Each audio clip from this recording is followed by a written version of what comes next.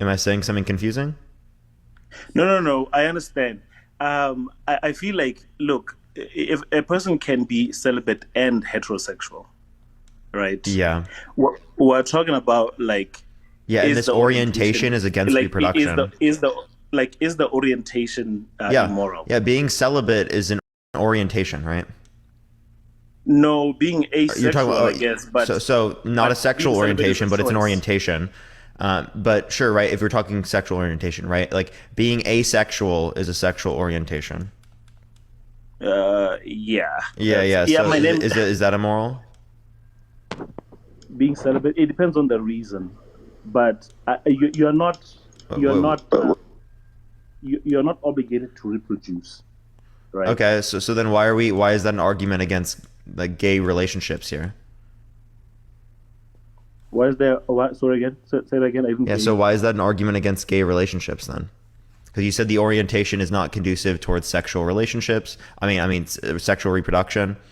Neither is being celibate, and you don't consider being celibate to be immoral.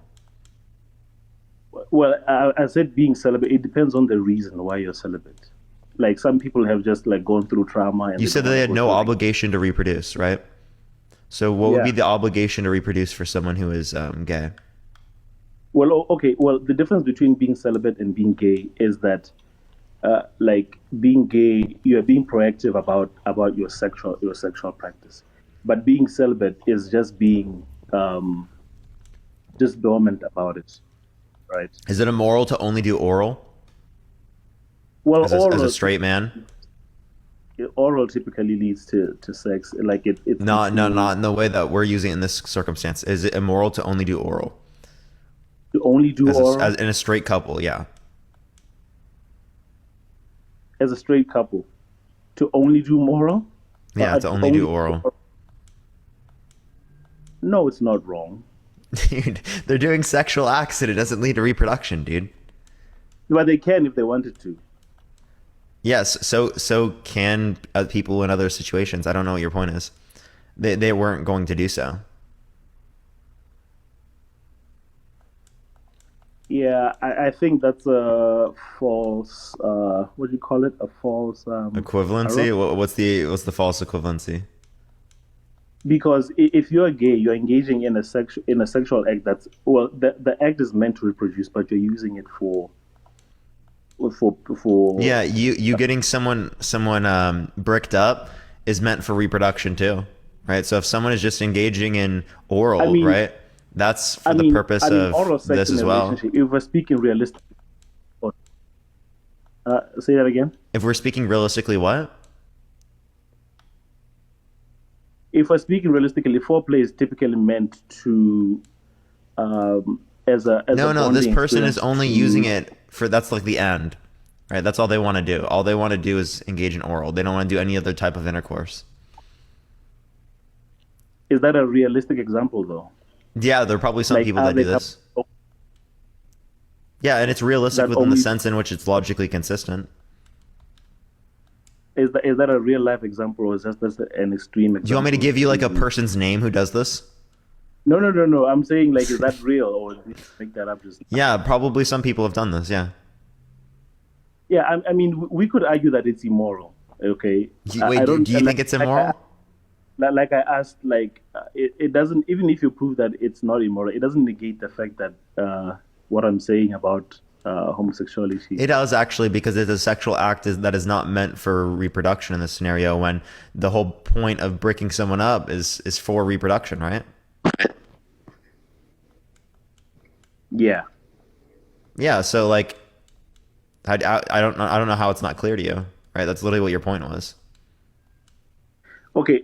Your question is why is being gay immoral? I gave you my reason why it's immoral, But you didn't and you apply the gave, reasoning. and you gave me like a parallel of of what I said. Right? You didn't really prove to me why gay is moral. Is okay. I tested your logical consistency. And I don't think that being gay is moral. I think it's morally neutral, the same way being straight is morally neutral. It's nor Okay. moral or immoral. There's not like a claim you Okay. should or shouldn't engage in this, or should or Okay. shouldn't have this attraction. Excellent. All right, I concede defeat. Okay. Yeah. No, Why? I was. Why? No, no, no. I think the example you gave me a new perspective, and yeah, I agree with you. Okay. I didn't come in with any malicious intent or to embarrass you. I came here to actually test your logic and my logic, 30 and minutes I hear completed. what you're saying. Burned calories For sure, man. I 137 appreciate you coming on. calories. Heart rate All right, yeah, 139 I'll beats keep per watching minute. and keep up the good work. Thank you so much. All right, everyone, if you want to see some debates, tap that screen. Let's try to get to 200,000 likes. If you disagree, if you think that being gay is immoral, make sure to send a guest request right now. Y'all know I accept the first people who send requests, everyone. I'm going to go into the next person, though, real quick. Again, if you disagree, send a guest request right now, y'all. Yo, what's up? How old are you? I'm fucking 42, buddy. For sure. Do you think that being gay is immoral? Okay, so did you say normal or immoral? Do you think it's immoral? Yes and no at the same time. So I think that so you just agree that there can be true contradictions? it's absolutely possible for it to be immoral. Like, say to someone who thinks it's No, immoral. I'm saying to you. I'm saying to you. Do you think it's immoral? For myself, for my morals, I wouldn't be gay. No. Yes, I would say it's immoral. Yeah. Yeah. So why is it immoral But to I you? wouldn't say. But Thank you, this is Nani. I what I'm appreciate getting the at, chasing the so- dream. Thank you so much, Nani. I appreciate it.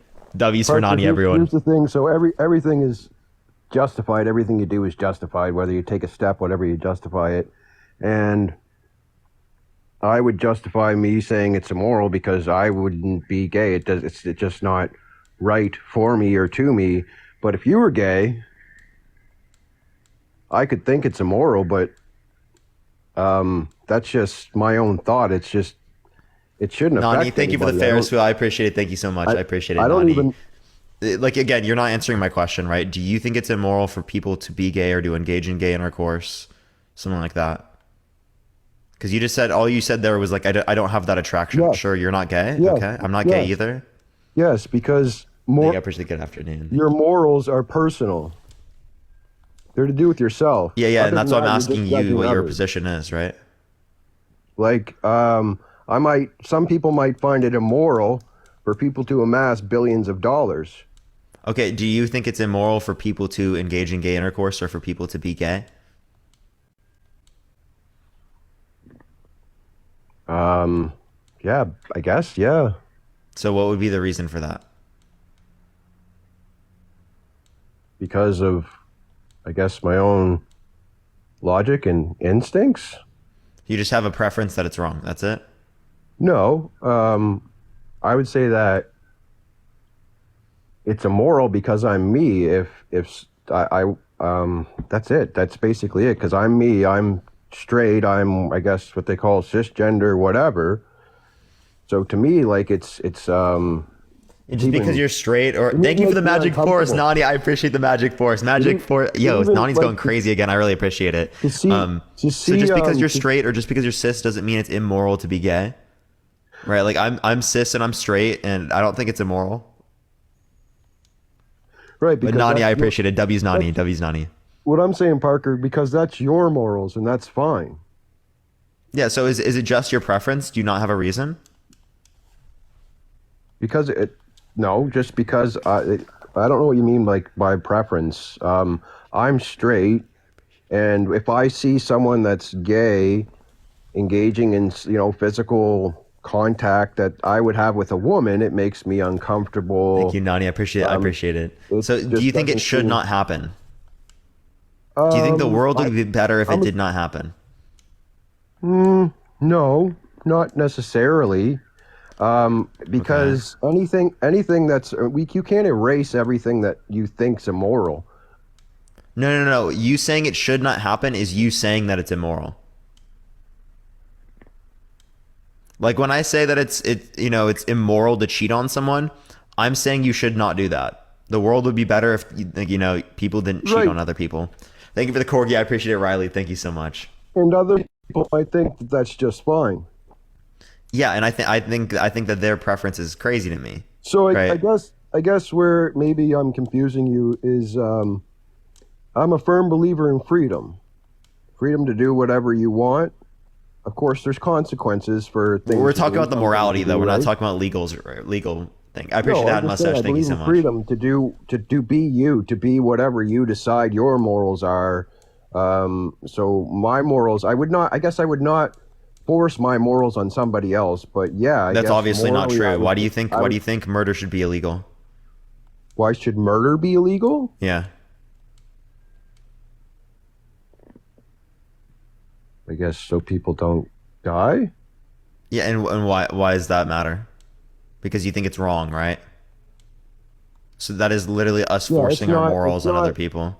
it gives no benefit to society to allow murder. Yeah, benefit would be relating to something that we care about, right? Well, not solely, but yeah, it would not benefit society whatsoever to have murder legal. Thank you for the hat and mustache. I appreciate it. Thank you so much. Yeah, sure. I mean, I agree with that, right? But again, the idea that you care about that is simply based upon your desire. So it is I care relating about back to people your dying? morality. I'm not sure what you mean, Parker, that I care about people dying Yeah. or not dying. Yeah, that relates to your morality. Okay. So how does this relate to? That's you forcing when you think that someone should go to jail for that, that's you forcing your morals on them. Well, I'm not putting them in jail. That's not my mandate in life. I've not been charged you with think that there should be laws that position to put them do in that. jail. I've not been put in that position to do that, but certainly someone who has would. So I would suppose if I was in a position to, Yeah, like I'm not forcing anyone either, right? But like I think that there should be laws in place that force people to do particular things, right? Like not murder people, not grape people, right? I just don't. I think all kinds of things that different people do are immoral. If I understand, it's a personal thing, right? Maybe I'm confused with the word immoral, but you actually confused on this one, Parker. BBY, I appreciate the chasing the dream. Thank you so much. I appreciate it. Thank you. So again, what immoral means is that this should not happen, or the world would be better if this did not occur, right? So if you're saying that the world would be better, right, if murder is not allowed, right, or if murder was gone, well then you're saying that we should, right, do something about Okay. this. Right? Well, Parker, I would not say, because that's just very horrible to.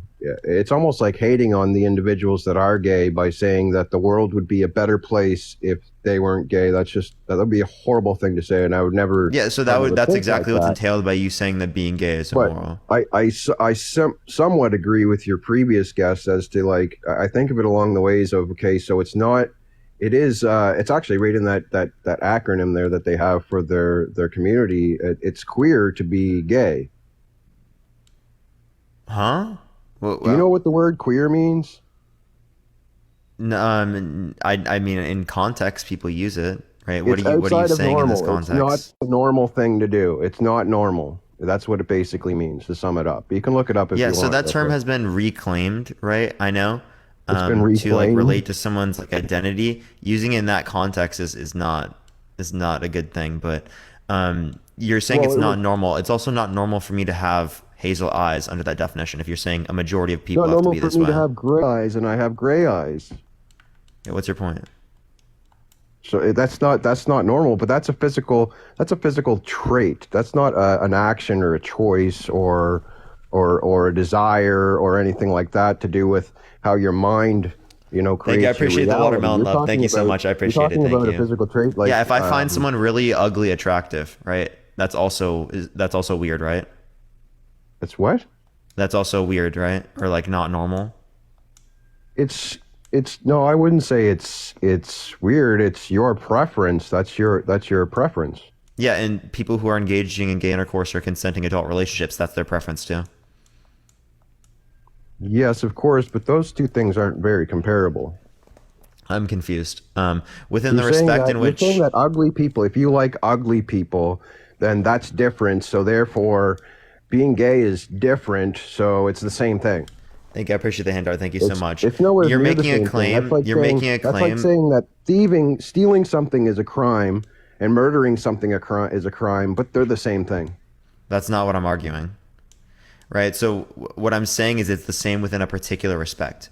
In that scenario, it would be the same within the respect that they're both crimes. But obviously, they're different levels of bad when we relate to the crimes. Right. Okay? So, yeah, I don't see what you're not understanding here. Oh, I understood entirely. I'm saying I compared myself, saying that basically, by that logic, that murdering someone would be the same as stealing from somebody. It's a crime as a crime.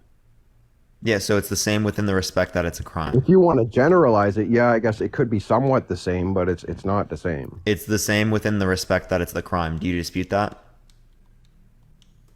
It's the same within the what? It's the same within the respect that it's a crime. Yes. Okay. So what are you disputing? Okay, what were you just saying previous to that? We were talking about I was giving a comparison. No, I don't your quite argument. remember. What was your argument? I don't even remember anymore because you completely changed it. Thank you. I appreciate didn't the head think- mustache. Thank you. I didn't think you would, because I noticed in this live that, which is unusual for you, you're usually like right on point, have awesome arguments, really good points, and you seem to be kind of like slipping, I guess. It's like you're making I literally these didn't remember comparisons. one You made thing, right, in a comparison. conversation. You made a comparison. Yeah, I remember I made a comparison. I don't remember what the argument was of the comparison because you completely changed the topic. No, I haven't changed it. We're still on the same topic. You literally didn't address the point, and you just said oh, these two things are you're saying that they're the exact same, right? Well, I don't know how that relates to what I was saying. You're saying that if I like ugly people, it's different. So that's the same as being gay and being different. Oh, okay. So you were saying that being gay is not normal, and I said by that definition, right? Since you're going off of it's not a majority of instances, right? Well, then it's also going to be the case that because I'm attracted to an ugly person and many other people are not, that's not something that is normal under your definition. It's logically applying your definition. Being attracted to any physical feature is normal. It's very normal. Have you ever been Being attracted to have you ever been on chickens the is internet where being they have- attracted they to have chickens, is that pornography? normal? On the internet, they have this thing. Derek, called being pornography. attracted There's to so many chickens, is that preferences. normal? What? Being attracted to chickens, is that normal? Not at all. That's a physical property. That's very not normal. Yeah, okay, so you said it's normal to be attracted to something physical. Well, that's something physical. It's not normal to be attracted to that. So what do you mean by normal? A physical feature on another human being. As a human to human, of course it is normal. Any physical feature, it's normal. Specifically us men, we're attracted to physical features especially us men, yeah. Physical features, that's what attracts us to our eyes. So gay men having attraction towards other men, that's normal because that's a physical feature of another human. No, it's not normal because that's not generally how the animal kingdom works. What do you mean? And it also isn't Well, if you generally look the at case. science- Wait, it also isn't generally the case that someone finds an ugly person attractive. I don't know, are they ugly? In this scenario, this hypothetical, yes, this person is ugly. The person is ugly.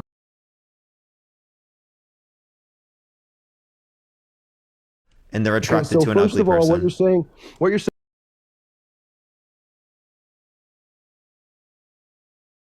saying some ugly people. Then I'm saying that they're ugly. So I don't actually No. find them attractive. So it's a ugly in my. contradiction. So this is an equivocation. It's ugly in my sense of the term, in your sense of the term, in most people's sense of the term. But they find this person attractive. Then they're not even ugly. Not to that That's their person. perception. Thank you for the lemonade. I appreciate it. Not to that person, right? But to everyone else. Everyone else doesn't matter, Parker. It does in this scenario because that's what you're classifying as what considers something to be normal and what considers it not to not be normal. It does not, in this scenario or any scenario, matter to the rest of anybody around that if this person finds that person attractive, they're not ugly in their eyes. So, yeah, no, it doesn't, man. Yeah, but again, you understand what I mean by ugly in this context, right? Because I'm relating to what most people find attractive. Most people don't find this attractive, therefore you're considering it to not be normal under your view, right? What people find attractive is symmetry. That's scientifically proven. Symmetry. Everything that is something that is common stuff. amongst attraction, but it doesn't always dictate attraction. Well, it doesn't dictate attraction, but what makes something beautiful, whether it's in the human body or nature, is symmetry. Are you gonna like respond to my point? I did. No, I you feel like didn't. you're scrambling, bro. I'm not scrambling anything right now. I've very clearly and calmly asked you the I feel like question. you're at the point of saying, "Okay, I'm done with you." Boom. I don't kick people off ever. Like it's you know how rare it is for me to kick someone off my live. It is rare. I would agree. So like 100%. for you to even bring that up as a point is like fucking ridiculous because all you're But- using this to is to not respond to my questions here. I'm But asking my rare- questions. I'm being very calm with you. No, not I'm at not all. like Not at freaking all. out. I'm not going crazy. I'm being did- very calm. I'm not even did- showing any type of sign that I'm gonna kick you. Right? What you're doing right now is you're just trying to make it It's seem the like language. I'm It's being the language crazy. you're using, and the fact that you keep saying you're this, you're that, you're doing this, you're not answering my questions. I've answered every question. No, you're not. I've even I'm remembered the telling you points. what you're not I've even- answering, man. I'm literally telling you. I'm giving you what you're not answering. And you're actually interrupting, which you usually never do. Oh, because you literally are lying about what I just did. I'm what? And actually, there are points in time in which in conversations it makes sense to lie, right? I mean, not to lie, to cut someone off or to interrupt, because you said something completely wrong about what I said and misunderstood, right? So it's effective within the conversation for me to interrupt you within that standpoint to be able to do so, right? But if it were the case that like it was prior to everything that you were saying or not, then yeah, I guess. Okay, what was that something that I said that did that? Oh, you were trying to say that like I was being disingenuous. You were trying to say that I was not actually like responding to the topic. You were trying to say that I was just like cutting people off or like showing things in which is not in which was like showing that I was going to kick someone or something like that. None of You those did cut things me were off, true. and generally in my experience, and not just with you, Parker, you generally don't do that. And I said that you don't do that. I immediately said that. But generally in my experience, when you're guesting on one of these lives and someone starts interrupting you more often and more often, they're getting frustrated and they're going to either get rid of you or None of start these are me, right? gaslighting Like you. I can say in other lives, people or other of my guests that I have on, whenever they don't answer my questions, right? They start to deflect and they start to gaslight. I can say the same thing, right? Like I'm judging you off Which of is what you're true. doing. I'm not judging you based upon what other guests do.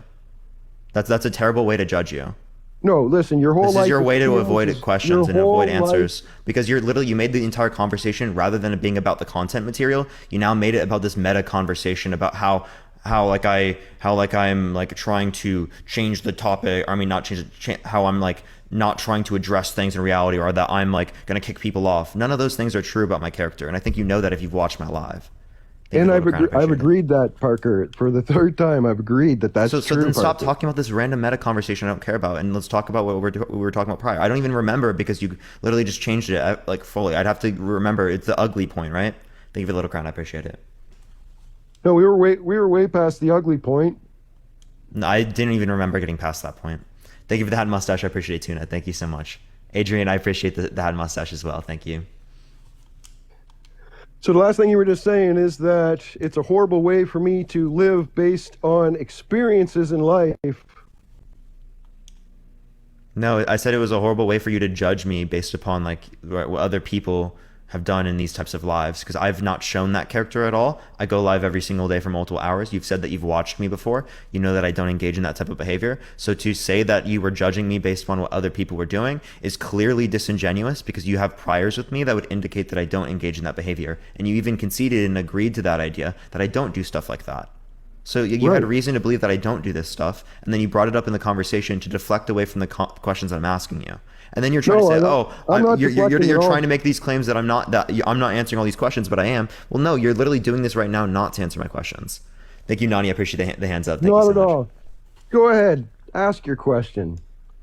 Yeah, so when it relates to the person that is considered ugly by most people in this circumstance, most people do not find them attractive, right? It is statistically unlikely for someone to find them attractive, right? So it is the case that you would consider this attraction for this other person who's straight, right? Is like a, what's it called? Like not normal, right? Right. It's not. It wouldn't be entirely normal for someone to, because the normal would be, it's in the word. It would be attracted to attractive people. Yeah. So the idea here is pretty clear. Then it's telling us that something being normal or not has no relevance on whether or not you see it to be right or wrong. I'm having a hard. I'd have to digest that statement, bro. Yeah. So do you think there's anything wrong with someone finding attraction towards someone that's commonly perceived as ugly? No. No. Okay. So just because something is not normal, because you said that was not normal, that does not mean that it's considered like bad for them to do. I would say no. Okay. So why is it wrong for people to engage in gay intercourse or to be gay?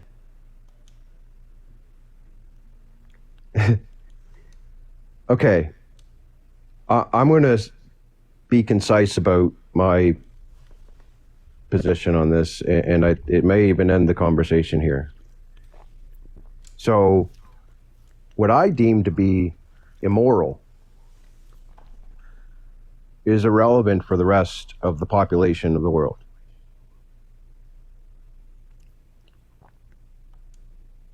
It's absolutely irrelevant. What I think is immoral or moral has no effect on anybody else in the world. Just like that'd be like saying, nobody should ever be able to practice a religion because their moral sets are different than other people. You know? No, not at all, right?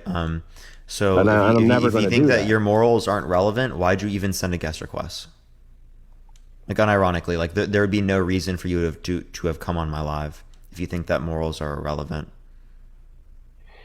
Maybe to help people think outside of the box.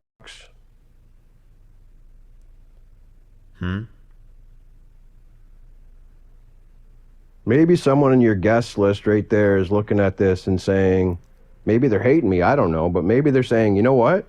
It doesn't fucking matter if someone thinks that being gay is immoral. It doesn't matter if people think that It does matter because it affects anything's immoral. legislation, it affects policy. It's Unless- important because accepting and normalizing beliefs like this discriminates against and hurts people who are gay.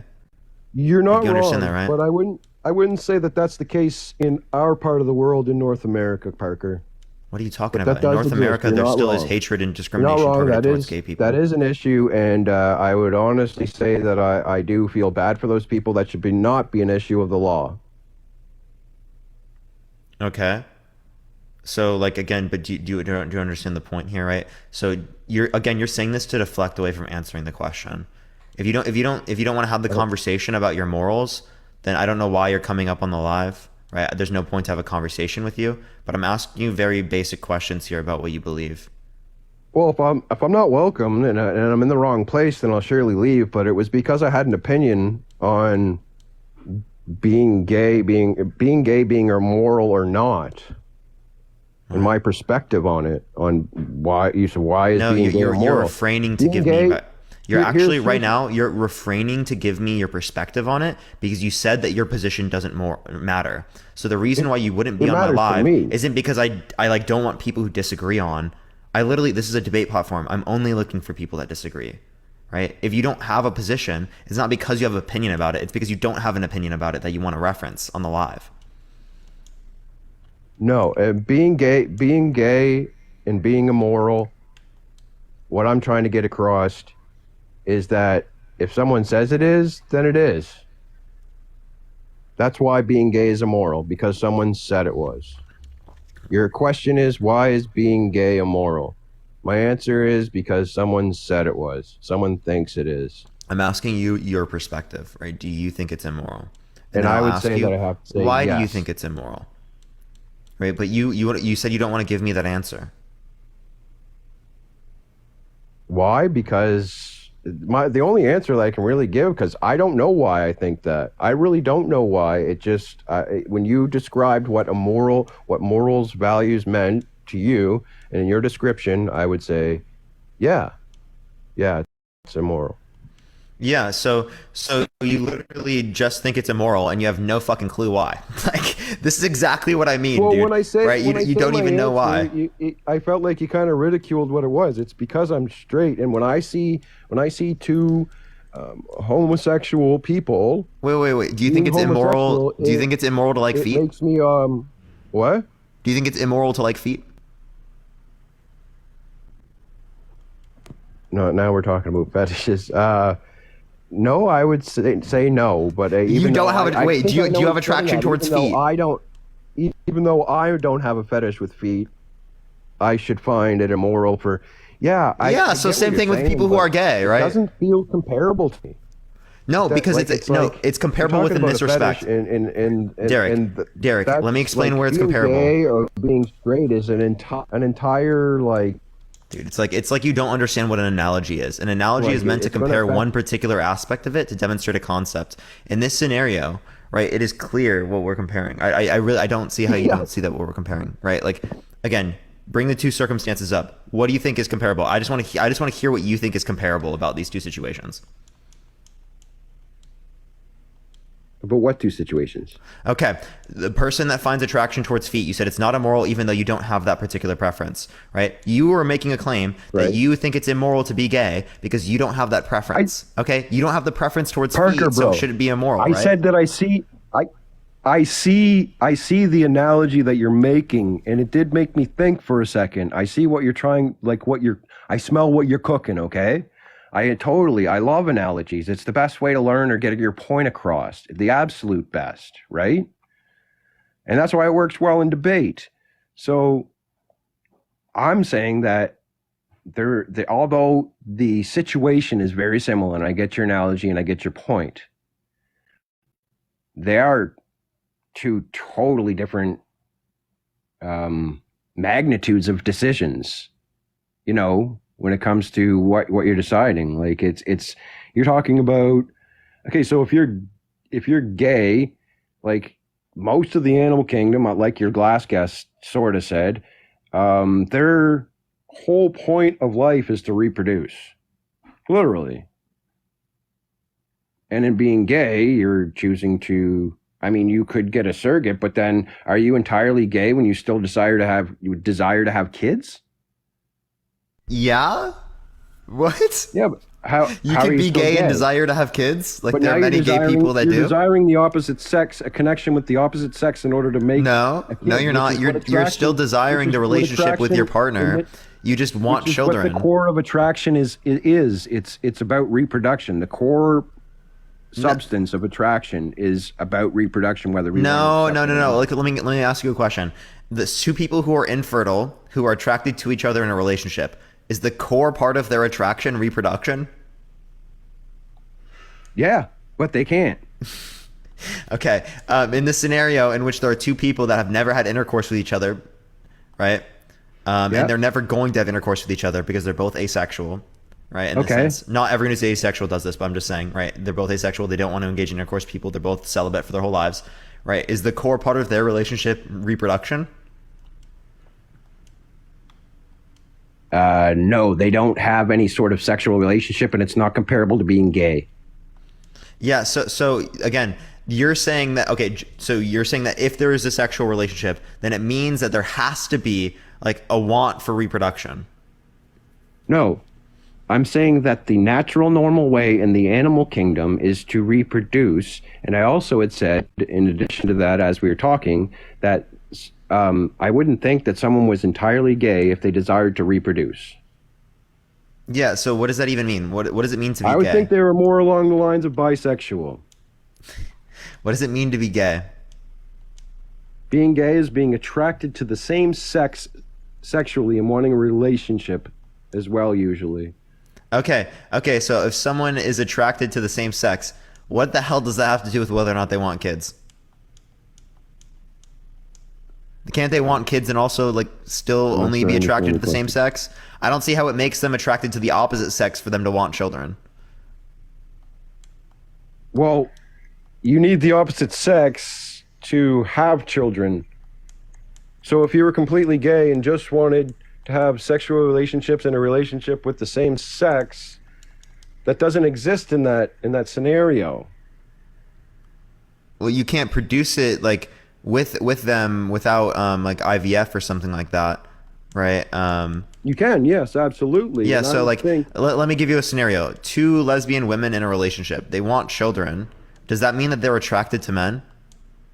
1 hour completed. no, I'm not saying that Burned at all. calories, No. 313 Okay, well you said that they would be bi. calories. You said that you Heart don't believe rate that they're truly 147 gay. beats per minute. Okay? So are they attracted to men in this scenario? No, right?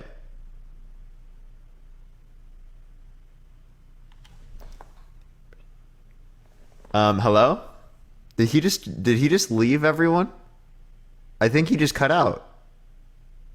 It says lost connection. Try switching between data and Wi-Fi. Am I lagging or is it them?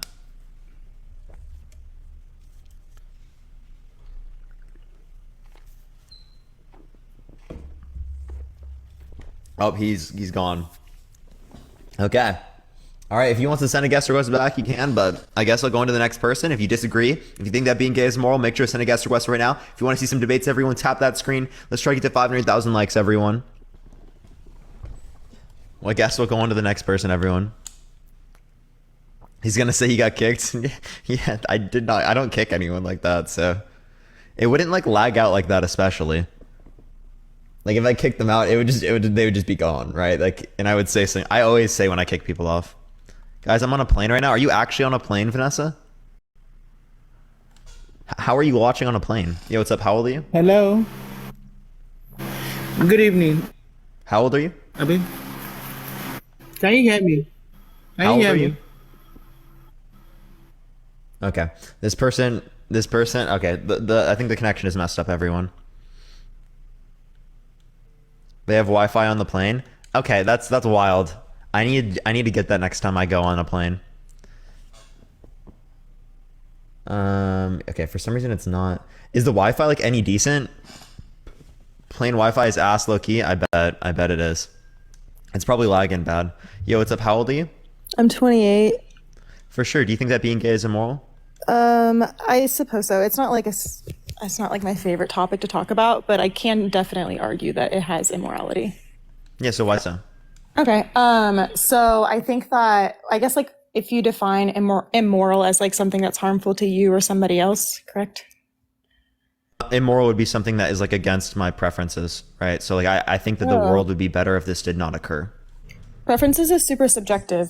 Is it against Yeah. your preferences? Okay. And that's kind of something that's like a little bit like a moving target, I think, if you're trying to argue just about preferences. But for me, immoral is like something that is harmful to either the person who's doing it or it's harmful to somebody that it affects. Yeah, and you have a preference of that's bad. So. Okay.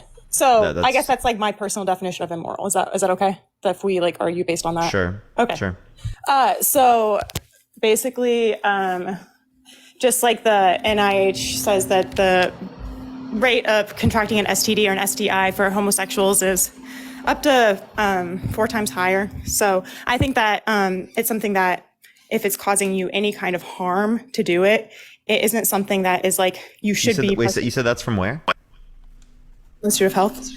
From where? Sorry, it cut out. National Institute of Health. Can you tell me the title on that? By the way, I can't hear you when you're paused out of the app. Actually from the CDC, my bad. Yeah, They're so different source. can you tell me the title? Yeah. Again, by the way, when you're off the app, I can't hear you. I just had to look at the title. It's called Gay Men and STDs. Men and STDs. CDC? Yeah. Yes, it's the CDC. Okay, and where did you see on this? Is the fact sheet? Is that what you went on? Hold on 1 second. All right, I'm gonna look for this. Don't worry, everyone. Tap that screen. Everyone's trying to get to 500,000 likes. Gay Men and STDs. It's just it's a article on the CDC. Yeah. I mean, they have so all kinds of articles. yeah, It doesn't mean that like they have articles going. Is this it? I think. Sorry, what? Is this it? 1 second, let me check. Okay. I will make sure to look through this. Because 4 times seems to be a bit much. For all overall. But yeah. Yeah, give it a second, everyone. In the meantime, everyone, tap that screen. Let's try to get to 500,000 likes. If you disagree, send a guest request right now. Only send a guest request if you think that being gay is immoral, it y'all. was that source, and the 4 times was actually, I'm sorry, I got that 4 times. I didn't remember how much more likely, but the 4 times was actually from a different source. It was, that one was from the NIH, so I had the source right there.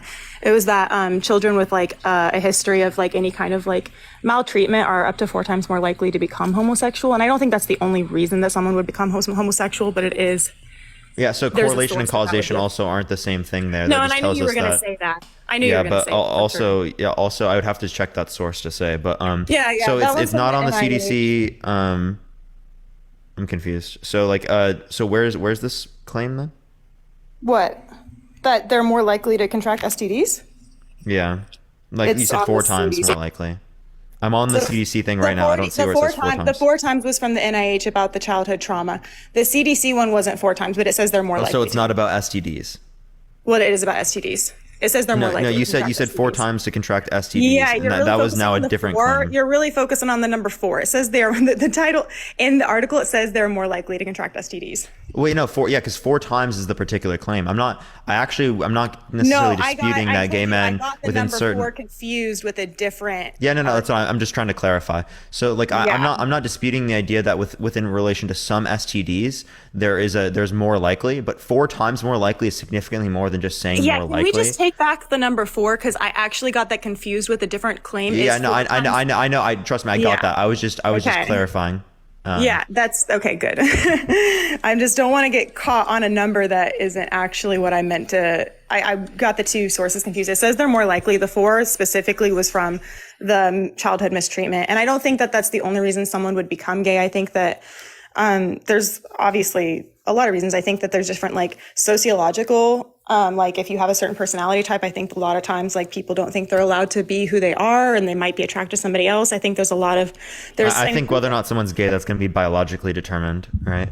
Yeah, I think that also what affects our biology is all of the chemicals and all of the phytoestrogens, all the hormones that they're putting in our food. And that's why we see that being homosexual is higher now than it has been in the last 2 decades. Oh no, I think that's because people are coming out as gay. It's not because people are being caused to be gay through hormones. You would have to give me like any type of study that says any of these hormones particularly cause. Actually, there is. You can test experiments that test these particular chemicals that can indicate whether or not it causes people to be gay. Yeah, but you isolate particular causation. Variables. That's why you have studies. Studies are meant to determine causation. Yeah, exactly. And that's why the studies by the NIH and the CDC, I personally think are pretty credible. Yeah, but you didn't give me one that related to any causation. Yes, I did. Yeah, it says that they're more likely to contract STDs, and it says that they're up to 4 times. Given an experiment, that's relating to statistics of the overall population. That's not isolating variables. That's not conducting an experimental study. Okay. Right? When you have chemicals, you can conduct experimental studies because you can compare groups in which took this to groups that did not, groups that also had a placebo, right? You can isolate these particular variables in which would cause biases when you're looking at statistics with the overall population. Yeah, and then there's also trends. If trends are completely reliable to the point that you can therefore say, okay, like the correlation is so high that there is most likely a causation here. Yeah, but that also is seen among spurious correlations. There are spurious correlations with lots of things. You can actually look, there's like an entire site that goes over spurious correlations where the correlations are almost identical, and yet their characteristics have nothing to do with each other. Yeah, so I think honestly, though, the fact that with the statistics of it being 4 times more likely with children who have endured childhood trauma, which is unfortunate, obviously, and then all of the hormones that are in the food and water, which I know is like... Wait, what hormones are causing people to be gay? Oh my God. And it's not that they're causing people to be gay. I don't think think that that's like personally, like the having an attraction to another person, I don't think that's wrong. I think it comes from a place of immorality because they're messing with our food and there's trauma. And then I think that it can produce But you immorality. can't name anything in the food, STDs. and you can't Yes, name I any can. of the No, effects. sorry, I was getting around to it. Yes, I can. Okay. So there's phytoestrogens in soybean, there's phytoestrogens in dairy. It's all of the chemicals that they're putting in the food in order Can you to give me a source that says phytoestrogen causes yeah, absolutely. Hold on. causes people it's all to over be the more place. likely It's to be easy gay? to find. Hold on. Yeah. That Yeah, one's also from the NIH. It's phytoestrogen, food or drug. that's the title. Yeah. How do you spell phyto? Is it just FIDO? PHYTOESTROGEN. PH what? PHY. Mm-hmm.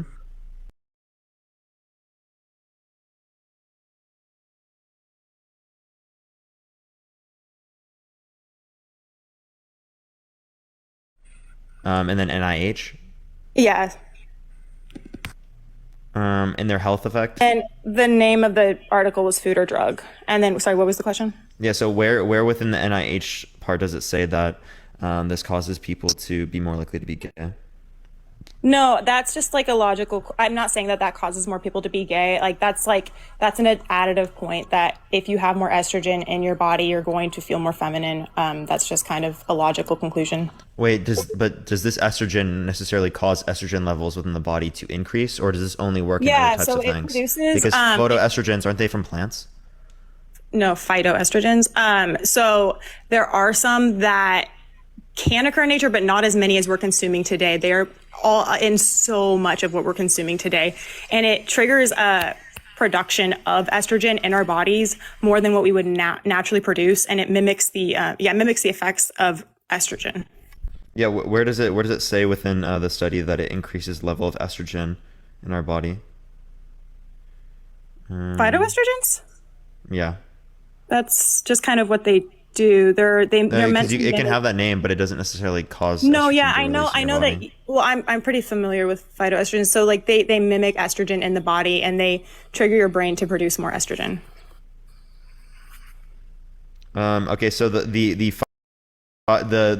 average intake of phytoestrogen into 3 milligrams per day, and in Europe it's around 0.49 to 0.66, right? So in people in East and South Asia, it's around 20 to 50 milligrams per day. So you'd expect people in East and South Asia to be more gay then, right? Yeah, where are you finding that information? NIH. NIH, is that the same source? Same source, right here. Okay. Literally right here. Yeah. 20 to 50 milligrams per day for East and South Asia. Yeah. And Southeast Asia. So we would expect to see more gay people there if that was the case. I don't think that's not the only cause. I don't think that's the only correlation that's going to create this. But I do think that we see we do see a lot of softer features. We see a lot of, I'm not trying to be racist at all, but like, I do think that there are things that you do see that are different. Well, what are you talking about? Just like bone structure is different. I think that there is like a difference in how our diet affects us. Yeah, so this study that you just referenced, by the way, actually disputes that. So the amount of isoflavones I don't know how to particularly pronounce it, needed to give health effects is around 40 to 70 milligrams per day, right? The average consumption of this within Asia is 15 to 50 milligrams, and in Western countries is only about 2 milligrams per day. Right, so this is just clearly false, right? The own study that you referenced said that there's not enough of it to actually impact us in any health manner. That's not really factual. I mean, like with the That's amount what your of it, study says. That's literally what the study says. Look, it says you see around 50. The amount of isoflavones needed to give health effects is around 40 to 70 milligrams per day. give health effects. Okay, so what do they mean by health effects though? Because like any type. What do you mean? What do you mean? Like any type of effect on your health? You just, yeah, okay. And what is that compared to though? Like, is that which normal homeostasis is that compared to? I guess is that compared to the average American? Not taking it. Yeah, but everybody has it in them at this point. It's like very, very, very like in our system. So this is the study. They isolate for those variables. So that's why, yeah, that's exactly what you'd expect for them to do. But yeah, like I don't know why you, like, again, like I think it's pretty clear there if they're claiming from the own study that you just said that it doesn't have any health effects at that point. Obviously speaking, I'm going to say that that's not going to be something that's leading to people being gay in the United States, right? That's like clearly something that would not be true. And that's per day, correct? Yeah, that's per day. Yeah, I mean, I'm just saying if we are eating that, which is above the normal every single day. We're not eating that. We're eating 2 milligrams per day in the Western countries, which is still above enough the normal. I think no. no. In Asia, it's around 15 to 50. 50 is where you actually 40 to 70 is where you actually start seeing health effects. So you don't see health effects at 2 milligrams per day. Yeah, well, I guess I just doubt that because there's so much of it. That's literally the source you sent, right? Like, what do you mean you doubt that? You said that earlier you were saying the NIH is a credible source, and now you're disputing the fact that it's credible whenever it disagrees with you.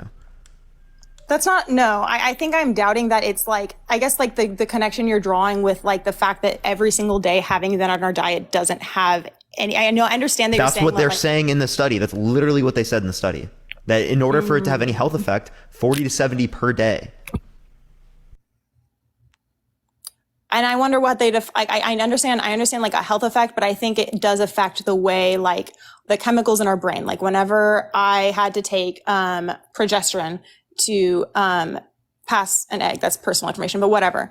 It does affect the way you think, and it does affect the way your body functions. It may not be enough to have like a health concern. It's not enough to affect. No, that's a health effect though. If it affects your body, that's a health effect. Yeah, but how do you measure how someone thinks? Because it made me more emotional, and that's not something that a lot of people even pay attention to, and it's hard. That's to an effect on someone's health. Like that, those are types of symptoms that you would talk about. That's what they're measuring. We don't know that they're measuring mental health. Like, and it's not even a mental health thing, but it affects the way you think. It's not enough to like mess up my liver, you know, but like it is enough to affect the way a person thinks and a way a person like behaves. Yeah, can you give me any evidence of that? Yeah. At 2 milligrams a day. Yeah, I think just the fact that has gone up at the same time as the rate of homosexuality, and just my personal experience of it affecting like. No, I'm asking a source for that particular for the photoestrogen. A source for that. I mean, like I don't have one on hand, but I know that hormones affect the way we think. Yeah, but not at every level. Right? You understand that different levels of hormones will affect you completely differently. If you just if you give someone 0.000000000000001 nanogram of something, right? It's probably not going to affect them very much. Yeah, that's not how much it is either. I never said that's how much it was. What I was demonstrating is that there's a particular level of hormones that you can give this, which is going to have no effect on their body. Yeah, it's that in combination with like endocrine disruptors and all of those things. Like it's a really difficult thing to measure, like how something's affecting somebody's like, okay, am I more emotional right now? Am I gradually becoming more a certain way? Like that's a very hard thing to measure. Oh, okay. All right. I don't know what your point is. So like we have no evidence that this is causing people to have any type of health effects, let alone causing people to be gay. Or even like again, the best explanation for why we see more people who are gay today is based upon the fact that society is more accepted or acceptable in terms of saying that people are gay now. Like that's essentially the reason. We can look back in times throughout history where we saw where left-handed people became accepted to a higher degree, and we saw the rates of left-handed people skyrocket as well. Right. And then they flattened out at a particular moment. So once we see that gay people are accepted in society, obviously speaking, we're going to see that number stagnate as the people who are gay have come out.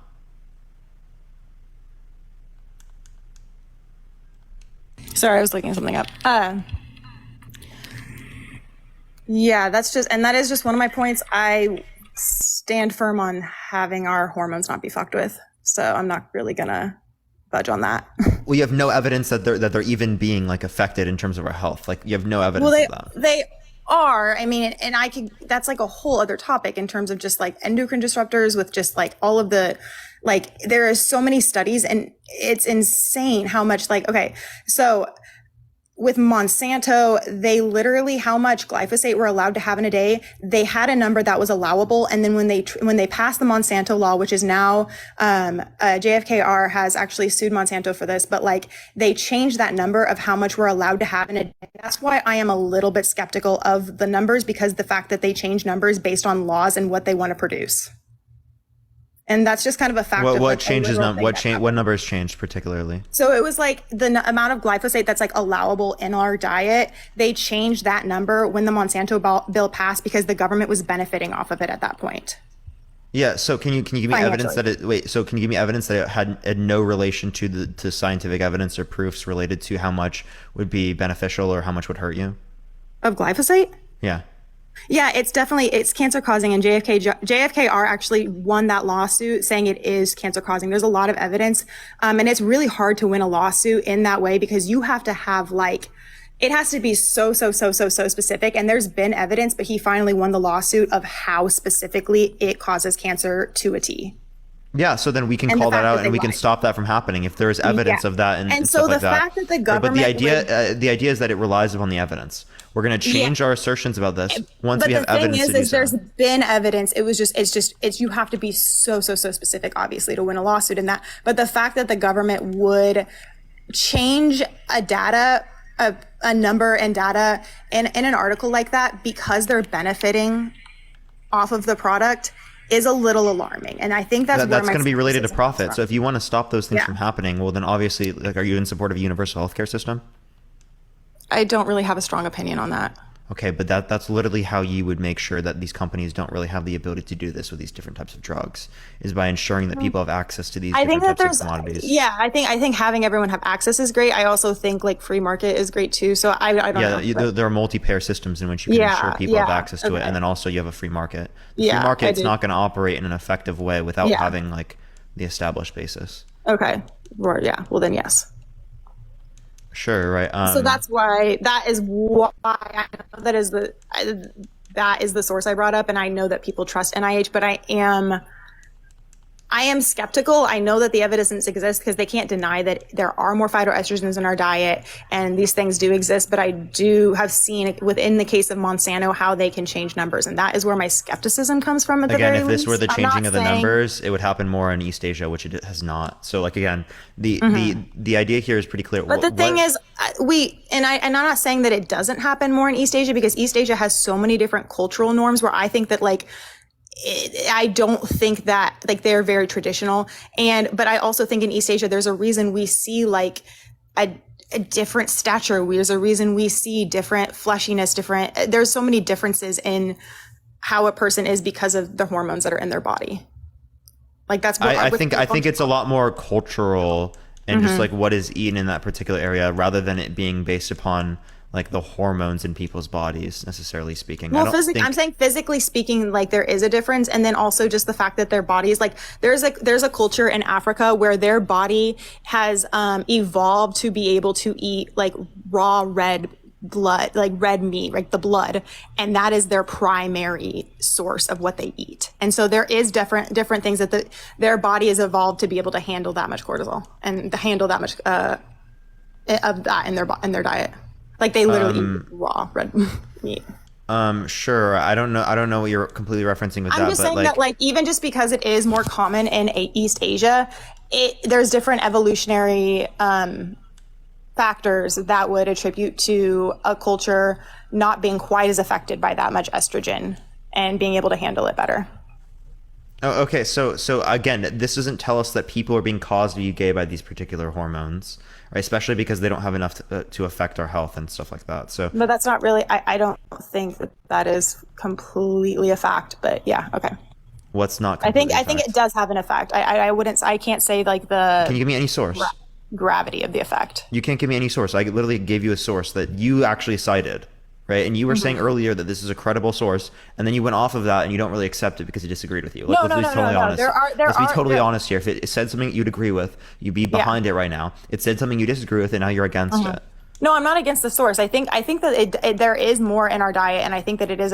But I do think that the fact that there are things like endocrine disruptors that are affecting our hormones it is something that maybe is not researched enough. I guess I'll say that. Yes, I agree that source does say that, but I think there needs to be more research on the fact that it could be affecting us mentally. So right now, the evidence is indicating that it's not, right? But it's okay. But what do you define as that? Like, it doesn't specifically say mentally. It only says our physical health.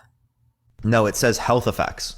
Health effects include mental and physical. Yeah, okay, but like, how do they measure mental health effects? Because I need more information on it. Any type of a health effect on the health of the human body. Yeah, but I think that you should also, I and you should also read the article more thoroughly, because I know that it is my article and I did bring it up, but like, are they saying like, okay, it doesn't cause any form of like depression? Because like, I know that it's very common whenever you're on like birth control, you are way more emotional and depressed. That is a health effect. Those are literally health effects, yes. Yes. Yeah. They literally said that there's no health effects. That would include that. But that's basically the same amount. Like it's like that birth control, whenever like it's in our water, it's everywhere. So they would agree that birth control has health effects. Not anywhere else. And how do you? Okay, because there's so many sources that say birth control don't cause health effects, but we know that it does. No, wait, no. What sources say it doesn't cause any health effects? There's lots of sources you can find that say that birth control doesn't. Give me one. Give me one. Give you one. Yeah, no. Every single one will say that there are health effects. You know that if I leave this, you can't hear me. Yeah, you come back once you find it. Okay. Like what? Every single one is going to say that there are health effects. Like that's just obviously wrong. But in the meantime, everyone tap that screen. Let's try to get to 500,000 likes. If you disagree, send a guest request right now. Only send a guest request if you think that being gay is immoral. We're just looking for some debates, everyone. We've been on for about an hour and a half. We got a long time left on the live, everyone. We're on here for like, gonna be on here for like 6 hours today. Did she say there's birth control in the water? There's not, yeah. I don't think that's what she was saying. Thank you for the hat mustache. I appreciate it, Nicole. In the water, there's trace amounts of it. But kidshealth.org says Wait, that... where do you see that? That's I'd have to leave again. Okay, but anyway, the health effects of birth control. Kidshealth.org says that there is very few to no health effects of birth control. Oh, that's a moving of the goalpost. That's what the article says. What, you want to know something funny? Is that what you said? Right? I think she made the claim, right? There are sources that say there are no health effects, and then now the claim has changed to there's very few health effects. I would agree with the idea that there are very few health effects. It says no to very few. That's what the source said. That's just what the source said. They probably mean with a particular individual. I thought you were referencing in general. No. Some people can have no health effects from birth control. That's what the source said that I found. That was the first one that popped up. But that's a different claim. You know, it's a completely fundamentally different claim than what you made. You asked me to find a source that said there's no health effects with birth control. Yeah, that's not what the source said. It said no to very little. Yeah, so no in that sense is referencing like there are some individuals in which have no effect of it. That is not saying that there is no effect or no health effects from birth control, like in general, which is the claim that you made. I didn't say there's no health effects from birth control. You said there were studies that say that. That's not what they said. I said no, but I didn't think that was true. I'm saying that there's studies that can say that, but it doesn't mean it's true.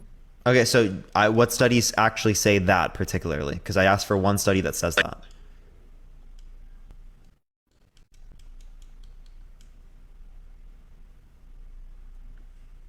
Oh, damn, they missed that. That's unfortunate. But yeah, give it a second, everyone. Again, everyone tap that screen. Let's try to get to a 500,000 likes, everyone. I appreciate it. Yeah, thank you so much for the hand tower. I appreciate it. Thank you. Again, if you disagree, send a guest request right now. I'll probably be able to get to you if you do send a request. We only got like 5 requests, so we'll definitely be able to get to people if you disagree, everyone. I appreciate the hat and mustache. Thank you so much. I appreciate it. By the way, everyone, we got like 5 days until I go back to school, y'all. It's actually so tough out here. But yeah, keep tapping to 500,000, everyone. If we get to 1 million today, everyone, I'm going to be giving away like a free sub or 2 or something like that. So if you want to have a free sub at the end of the live, make sure to tap that screen, everyone. Let's try to get to 1 million, y'all. In terms of that goal. But yeah, give it a second, everyone. Parker, you gonna dress up for Halloween? What would you be? I don't have anything I particularly like normally dress up for. The only reason I would dress up is if I had like a significant other that wanted to dress up. Thank you for that mustache. I appreciate it. Thank you so much. I appreciate it. Other than that, you'll not catch me dressing up. Let's be totally honest. Maybe for my live I might do something, but you're not gonna catch me outside of that context. I'm gonna dress up as Bella from Twilight. Based.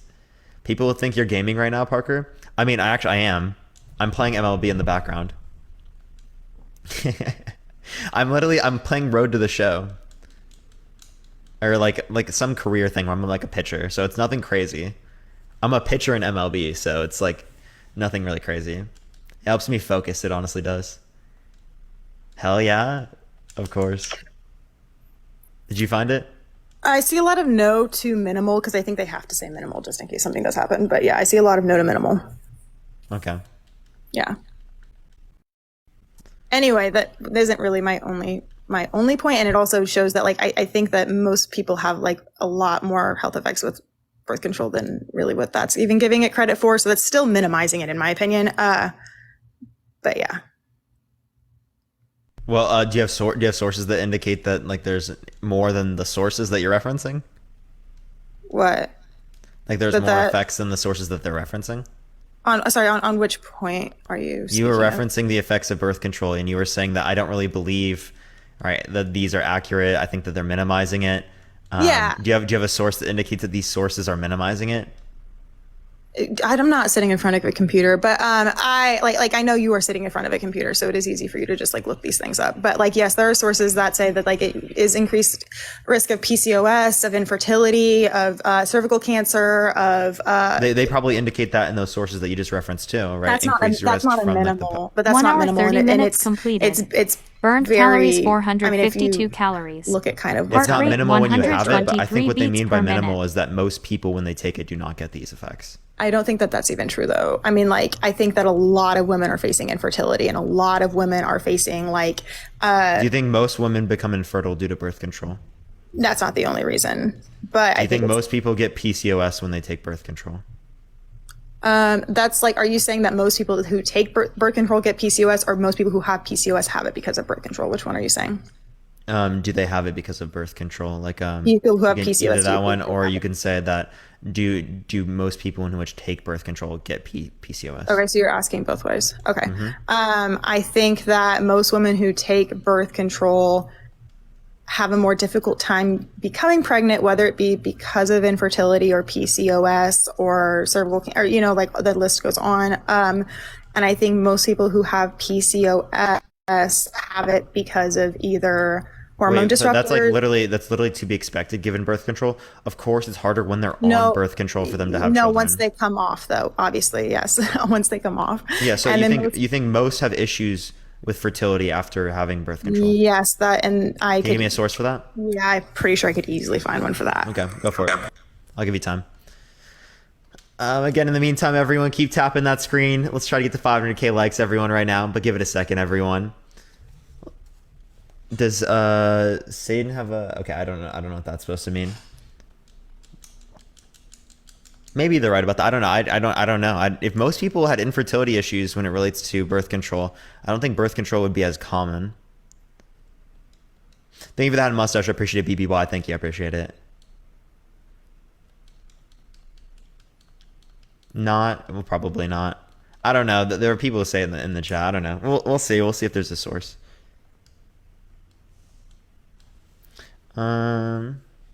Oh, I see what people are asking now. Okay, that's a weird question. Are you asking that about Satan? That's a bit weird. Yo, Bill's Mafia, I appreciate the corgi. Thank you so much. I appreciate it. How you doing today? Hope you're having a good day. Several of us have PCOS, Parker for. Oh yeah, of course. Like I would expect, right? But I would say like if it was most, I feel like it would be less common, as that would probably indicate that there are more costs rather than benefits from like birth control. Yo, Nani, I appreciate the shiny air balloon. I appreciate it. Thank you so much. I appreciate it. W Nani, like Nani's going crazy today again. It's good to see you again, Nani. How you doing? Is birth control also immoral? I wouldn't consider it immoral, no. Yo, I appreciate the Hydra slime. Thank you so much, lovely. I appreciate it. All the W Nanis. Let's go. But yeah, no, probably pushing daisies, probably. Watching while I make my Sims slay based. Yo, a lot of people play The Sims. I actually didn't know how many people played The Sims. until I've heard people recently like saying that they play. Yo, Loch Ness, I appreciate the dog. Jewel, I appreciate the hat and mustache. I appreciate it. Thank you. Hi Parker, love watching you from the UK. I appreciate it, Tina. I appreciate it. Glad to hear. I'm like, I see that sometimes like a good amount of people are from like Europe or whatnot. That's why I try to go live a bit earlier, because I know it gets super late for people in Europe who do watch, and I want people to be able to watch as well. So that's why I always go live at like 1 o'clock from my time, because I think 1 o'clock my time. Thank you for the corgi. I appreciate it. Thank you so much. Is pretty late even then. Like it's midnight, right? Even then it's a bit late. Yo, I appreciate the corgi. Thank you so much. I appreciate it. Sorry, I'm back. I found one from WebMD. I was trying to look for other ones, but I found one from WebMD. Yeah. Yeah, WebMD says, what's the title? Yo, thank you for the night helmet. I appreciate it. Thank you so much, Saints. Getting pregnant after stopping birth control. Okay. Getting pregnant. Thank you, Riley. I appreciate the hand heart. Getting pregnant after stopping birth control. Infertility is on the rise. I think that is undisputable as well. Birth control. But I mean, what are the causes of that, do you think? You probably know what I think. I think it's hormonal and the diet. I think it's probably increases in medical technologies so that we can identify it. But identify what? That people are infertile. And or microplastics and stuff like that. The population is also going down, but I guess you could say that's also because people aren't wanting kids. Yeah, quality of life increases. That's what we've seen. Quality of life increases, decreased fertility rates. That's why we still see like very large fertility rates in places around the world in which haven't had the same sort of quality of life increases as we've seen in the West. After stopping birth control, WebMD. That's interesting. I mean, I would say that is not something you can know for sure because we didn't have the technology then, but it's a good guess. Most women are able to get pregnant a few months after they stop birth control. That is, hormones such as pills, patches, or IUD devices are not being used. Okay, yeah. So that's what WebMD says. What? Yeah, the WebMD says most women are able to get pregnant a few months after they stop birth control. Some may make it harder to get pregnant. What you said for most women, it makes it harder. Is that what it says? Where does it say that? Yeah. And that's multiple months after, right? It just says not all of them affect pregnancy in the same way, but some may make it harder to get pregnant. Thank you. I appreciate the corgi. Thank you so much. Some and most are completely different claims. Yeah. Okay. Yeah. So, relating back to the topic, so what's going to be the reason as to why being gay is immoral? So basically, I mean, like we kind of like completely skip past the STD thing, that they're more likely to be contracted through gay sex specifically, and then like the source that it's like more likely to be caused by trauma, which you said was correlation, not causation, but that could be said for so many different things that I think that you talk about. Yeah, true. Spurious correlations also exist, and I don't think you're going to say that those are causal factors. So I mean, I just think that I think it is like it is something that could be said about a lot of your points as well. But yeah, what point? What point? Name one. My reasoning. Name one.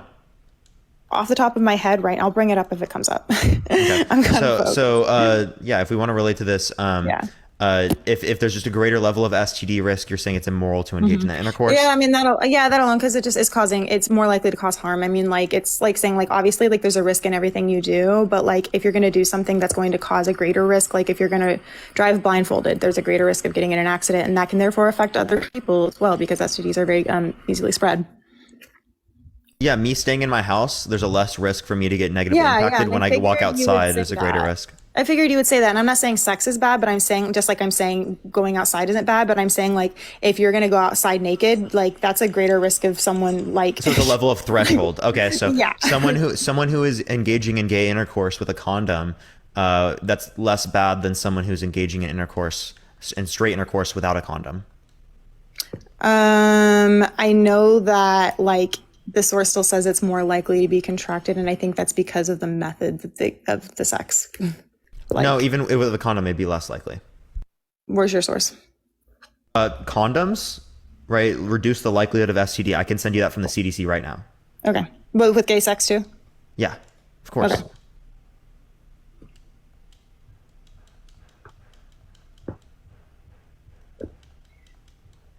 So again, right, in this situation, the risk is lower for the people who are engaging in gay She just got removed for community guidelines. I didn't kick her off. Obviously, I didn't kick her off, but she just did get removed for community guidelines. Yeah, okay, that's pretty clear. Everyone that, yeah, if you were using a condom, of course, you're gonna have a lower rate of STDs. But yeah, I guess I have to go on to the next person. If you disagree, send a guest request right now. Please only do send a guest request if you disagree. We're just looking for some debates, everyone. But give it a second, everyone. Let me try the next person. Yeah, I don't think TikTok was the biggest fan of them.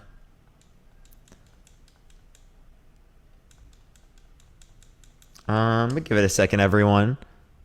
I'm trying to get someone in here. Just give it a second. Tap that screen, everyone. Let's try to get to 500,000 likes, everyone. I don't have many guest requests, so if you do want to debate, send a guest request right now, y'all. Yo, what's up? How old are you? Hello? Hello? Okay. All right, give it a second, everyone. Yo, BBY, I appreciate the confetti. Thank you so much. I appreciate it, BBY. Yeah, I guess get community guidelines, not the creator. Yeah, that's how it should be, honestly, if it's something I didn't say. Yo, what's up? How old are you? Thank you, Sarah. I appreciate the hand heart. Thank you so much. Okay, this person's not here. I'll try the next person. Only send a guest request if you disagree. We're just looking for some debates, everyone. Yo, what's up? How old are you? Oh, 15. Thank you for the paper crane. I appreciate it. Thank you so much. You're lagging a bit. Are you there? Thank you for the confetti. I appreciate it. Yes. Can you hear me or? Yes, I do hear you. Do you think that being gay is immoral? No. So I'm sorry. I just thought we would debate it. So you can. Oh, you're good. Don't worry. I appreciate you coming on, though. Thank you. All right. Let's get the next person on here. Give it a second, everyone. Only send a guest request if you disagree. We're just looking for some debates, everyone. Yo, what's up? How old are you? 32. For sure. Do you think that being gay is immoral? Yes, I do. Why so? Ultimately, God is the arbiter of morality, and God says it's immoral. Yeah. So, what particular God do you believe in? The Muslim God, you can say, Islam. Yeah. So, how do you know that the Quran is accurate in describing what's right and what's wrong about morality? I think it'd be based off a criteria. Pretty much, if a claim is from God, if someone claims this book is from God, that information should make sense, should be clear, should be free of contradictions and mistakes, and should be reasonable, and should correspond with reality, and should provide, some sort of evidence which can help you conclude that this can only come from God. Yeah. So, what evidence do we see for that, for meeting the criteria in terms of the Quran? Yeah, the Quran is, first of all, it's reliable. Its information comes from the original source, which is the Prophet Muhammad, peace be upon him. It's in the same language. No, there's no contradictions or any mistakes in it. There's actually challenge made from the Quran itself to the reader to find a contradiction and mistake. And it's been 1,400 years, and there hasn't been any legitimate, challenges. Yeah. So, do you dispute the historical fact that Jesus was crucified on the cross? So, from the Quran, what it says that he was not crucified; it was someone else. So, like most historians would dispute that claim, right? So, you saying that like it's undisputed is categorically false, right? No, I think this. So, I mean, you have to look at it from the different perspectives, right? So, I'm not a historian, but in terms of this event taking place, the person of Jesus, someone being on the cross, was it the same Jesus that Christians refer to, or was it, different Jesus? How many different Jesus lived at that time? And so the question itself it's not black and white. You have to take a look at it from different perspectives. How many Jesus existed that claimed that they were messiahs in that particular time period? I don't know. More than one, probably. I mean, we're talking about. Well, the proof would be on you there, right? I think that's unlikely to occur in that area. Why? Right, because first of all, that name, and then second of all, the claimed Messiah. There were only so many claimed Messiahs. There weren't like hundreds of thousands of claimed Messiahs.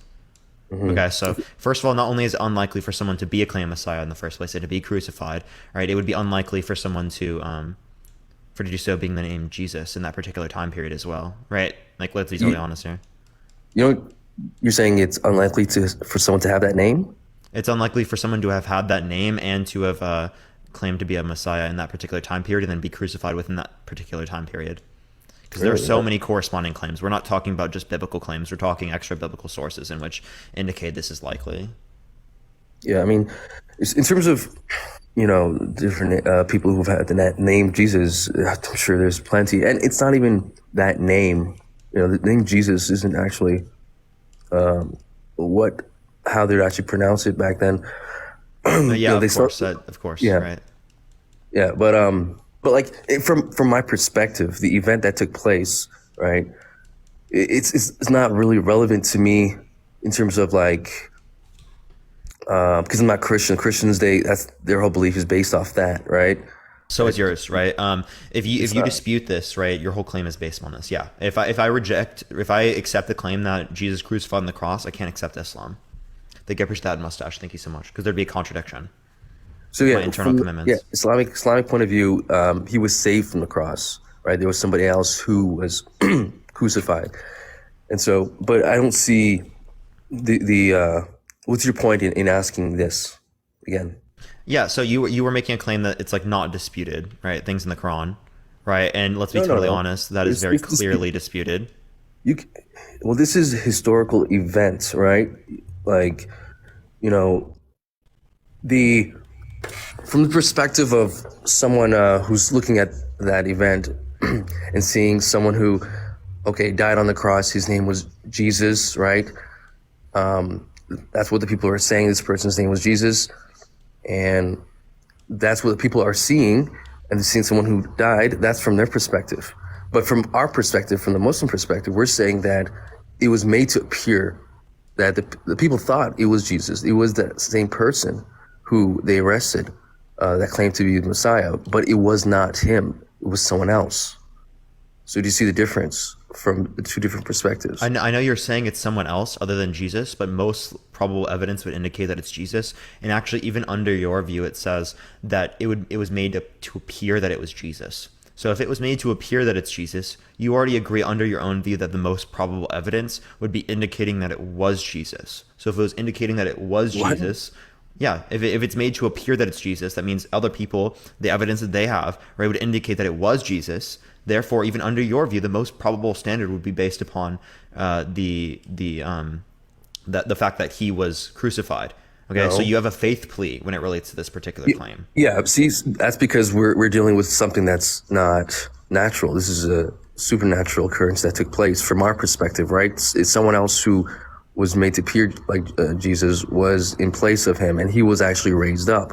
So do you see how that, from my perspective, I can't really prove to you, that wasn't Jesus, because it's coming back from metaphysical type of or non-natural viewpoint. Yeah, so because it's a faith play. It's a claim that you have to accept your religion to be able to accept the standpoint. So yeah, of course, there's some certain things that are like that, but those things don't negate the religion. Those things are not something that are fundamentally contradictory and negate any truth in the religion itself. Oh, it does. If we are relating to accepting historical fact, if I accept historical fact, right, then I'm going to have very good reason to not accept the Quran, right, based upon just this one point. We can talk about all the other points that I'd reference. I can bring up claims about like where the semen is supposed to come from, within, like it says it's supposed to come between the backbone and the rib, right? That's something that is clearly not true when it relates to science. But the point is still clear. We can just use this one historical claim, right? And if we accept historical fact, then we're not going to be accepting the Quran here. Again, see, you're not really. Do you think you're being fair in terms of how you're looking at it from both sides? Yep. Really? Because my standard is the most probable, and as it is in every other scenario, I'm not special pleading. I'm using the exact same standard I would use in every other scenario. So then, Mike, from the Islamic point of view, where the claim is that this person was raised up by God, right? You're completely saying no, that is not a possibility. You're completely. Wait, that's not what I said. That's not what I said. I'm asking you, is that what you're saying? No. I'm saying it's not probable. It's not. Yeah, it's a probable. logical possibility for this to be the case. It's not probable, though. Also, given your view, it's not probable, as again, it was made to appear this way that it was Jesus. No, but he himself was not the one on the cross. That's your faith plea. That's your faith plea, but that's not based upon what's most probable. That's based upon your faith. Okay, so that's what I'm There's saying. no way to differentiate between the religions based on that point, then. Well, if you just pinpoint on this particular issue, you're gonna find obviously contention here, but it's again, if you look at it from my perspective, you'll be like, okay, this is a possibility. Let's leave this as it is and look at it more fundamental aspects of religion. Oh no, this is a fundamental aspect. Anything that's in the Quran is a fundamental aspect to your belief. If one thing is wrong within the Quran, you said your view is false. No, that's not necessarily the case. That's exactly what you just said. You just said earlier that there should be no issues within the Quran, right? Yeah, but in this particular situation here, we're dealing with an event that you want me to go back and show you that Jesus was raised up and it was someone else, right? Is that what you're kind of asking me to do, right? No, what I'm saying is, what does the evidence indicate? Right, the evidence indicates that it was Jesus. Okay, given the fact that the evidence indicates that it was Jesus, that's what we should accept. Right? If you have evidence that would point otherwise, then we can look at that evidence. But if we don't have evidence otherwise, you can't just like go accrue that evidence. We're talking about historical claims. Yeah, historical claims. Okay, so we have to take a look at how those evidences were put together. Are we looking at DNA evidence? Probably not. Are we looking at just testimony, right? If we're looking at just testimony of people saying, "Oh, this was Jesus on the cross," right? Even people that were not from the Bible, right? What do you mean? Yeah, even people who weren't Christian, even people who didn't believe in the religion, right? Many extra biblical sources. We're not just talking about, the Bible made a few claims about this. What's that? Like the ones who were trying to kill him? No. Well, I mean, they have claims of that, like within like the Romans. Yeah, they have claims of that type of stuff. Even like they have like documented stuff with like the messiahs and how they were crucified. So I mean, it's common in that respect. But we're talking about extra biblical sources outside of that. We're talking people like Josephus, Tacitus, right? These people indicate that crucifixion was likely to have occurred. Okay, well, again, if we take it from that side where it's testimony, right? It's just based off what people saw, right? It still doesn't negate the Islamic view where it says it was made to appear that it was Jesus, because those people would have thought that that was Jesus. So my claim, so the evidence indicates that it was Jesus. So again, from the Islamic a faith point of plea, view, you just have a faith plea. That's exactly what you're trying to say here. Yeah, and I get it. That's your view, but like, so how can I prove that? Between any of the religions, how can I prove that? Exactly. That's why I'm saying it's not fair. You can't ask me. You can't negate this. Actually, yes, I can. If you can't prove your claims, I'm not going to believe them. You shouldn't believe the claims if you can't prove them. No, you have no standard to confirm or disconfirm that claim. All you're doing is believing it based upon a preference. And I get it. Like, we have preferences about what we want to see in the reality. I get it. Like, a lot of people do this. I used to do this all the time. I still do it with probably some beliefs. But this is not a reasonable thought process. It really isn't. Let me give you another example. So another claim in the Quran is that the Prophet, peace be upon him, he rode on something that was similar to a horse of some kind, and he traveled into like pretty much a different dimension and whatnot. So how can if the Quran has this type of claim that the Prophet did this, right? Could you and I can't prove that to you because clearly that's something that's metaphysical, right? There's no proof I can physically put forth, and nobody physically saw him do it, right? Would you say this is another claim from the Quran that can be easily discarded? Oh, absolutely. What? Yeah, you're making a supernatural claim without good reason to believe. Yeah, absolutely, we can discard that claim. But that's not reason to say that like we should accept this, right? Because when we're talking about crucifixion, we have evidence that indicates the otherwise.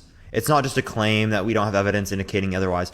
We have good reason, most probable evidence that indicates that historically speaking, Jesus was crucified on the cross. A man named Jesus in this particular area that was claimed to be a Messiah, that engaged in these particular, had followers, right? Engaged with people around him, right? Even the one that's claimed in the Bible, right? We have good reason to believe that this existed and that he was crucified.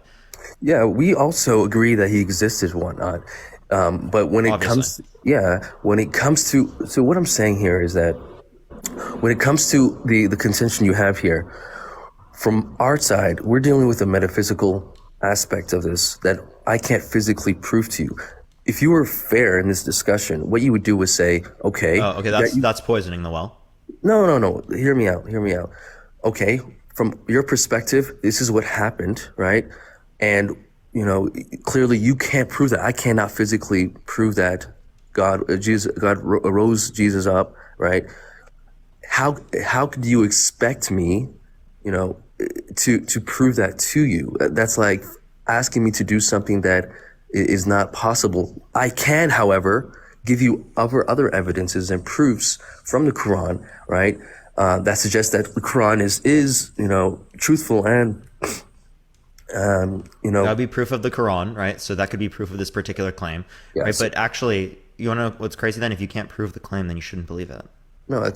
See, what you're doing is the way you're placing using reason. Yep. No. What you're doing is it's almost like call it a false, making a false, kind of equality kind of deal, where you're taking something that an event that took place, of a certain person, and there's historical proof that that person, existed. Yes, we agree with that. But when it comes to a certain aspect of this event, right, that we disagree with, right, and our disagreement is a disagreement that isn't physically provable, right? How do you ask something of someone, ask of me to provide you physical proof when there isn't? So I'm not asking you to provide proof that you can't here, right?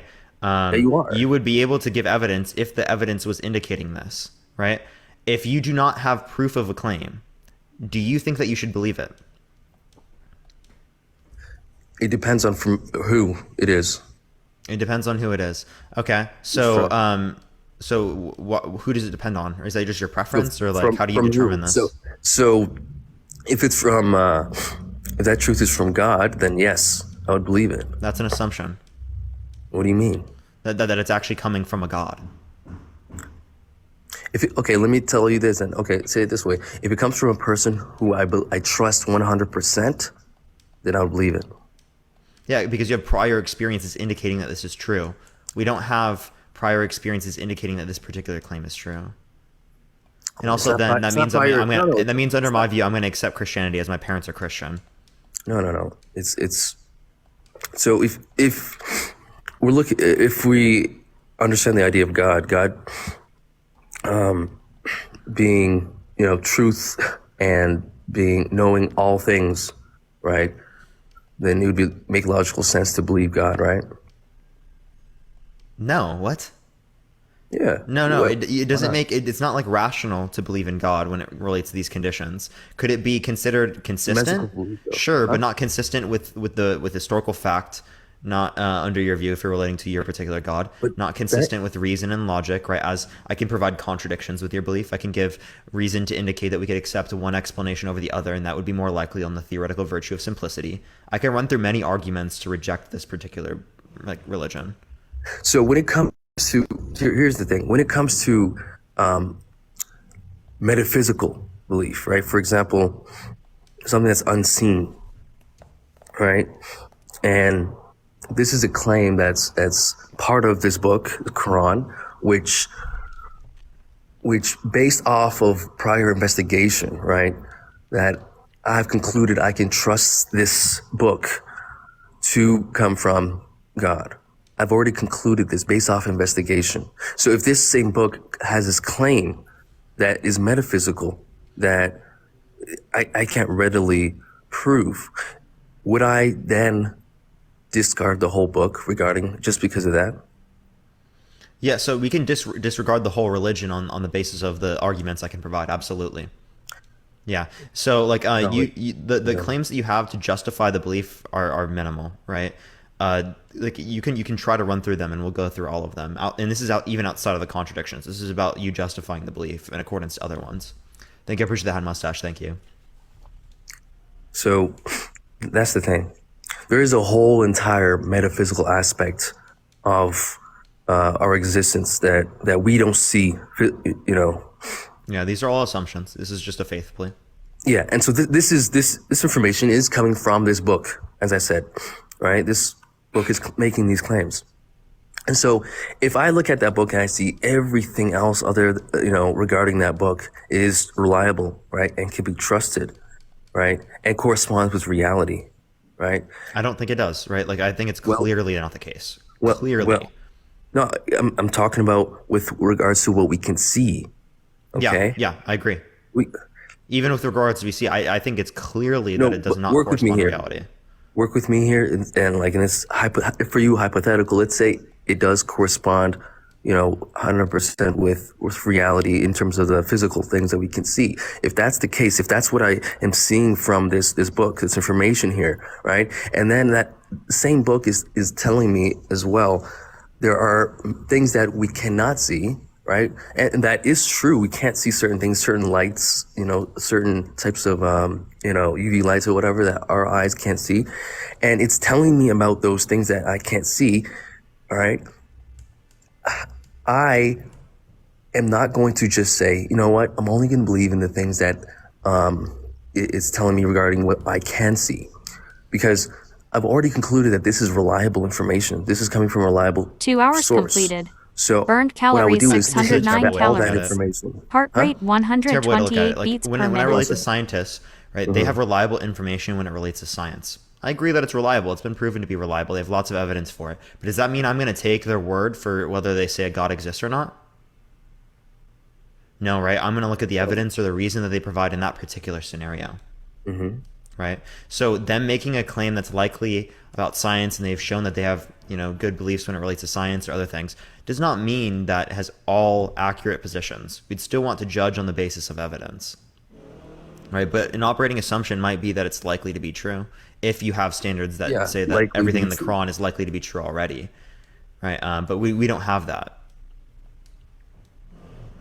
Yeah. So in terms of likely to be true, that's what I would be under. That's all I can kind of use in this situation here, right? Because the claims that this book is making regarding things that I can't see, I can't physically test those, right? But I do see effects of these things. I do see certain, let's say, effects, you could say, and make that judgment for myself whether to believe this source or not. So if I believe that this source is the ultimate truth, right, is all knowing,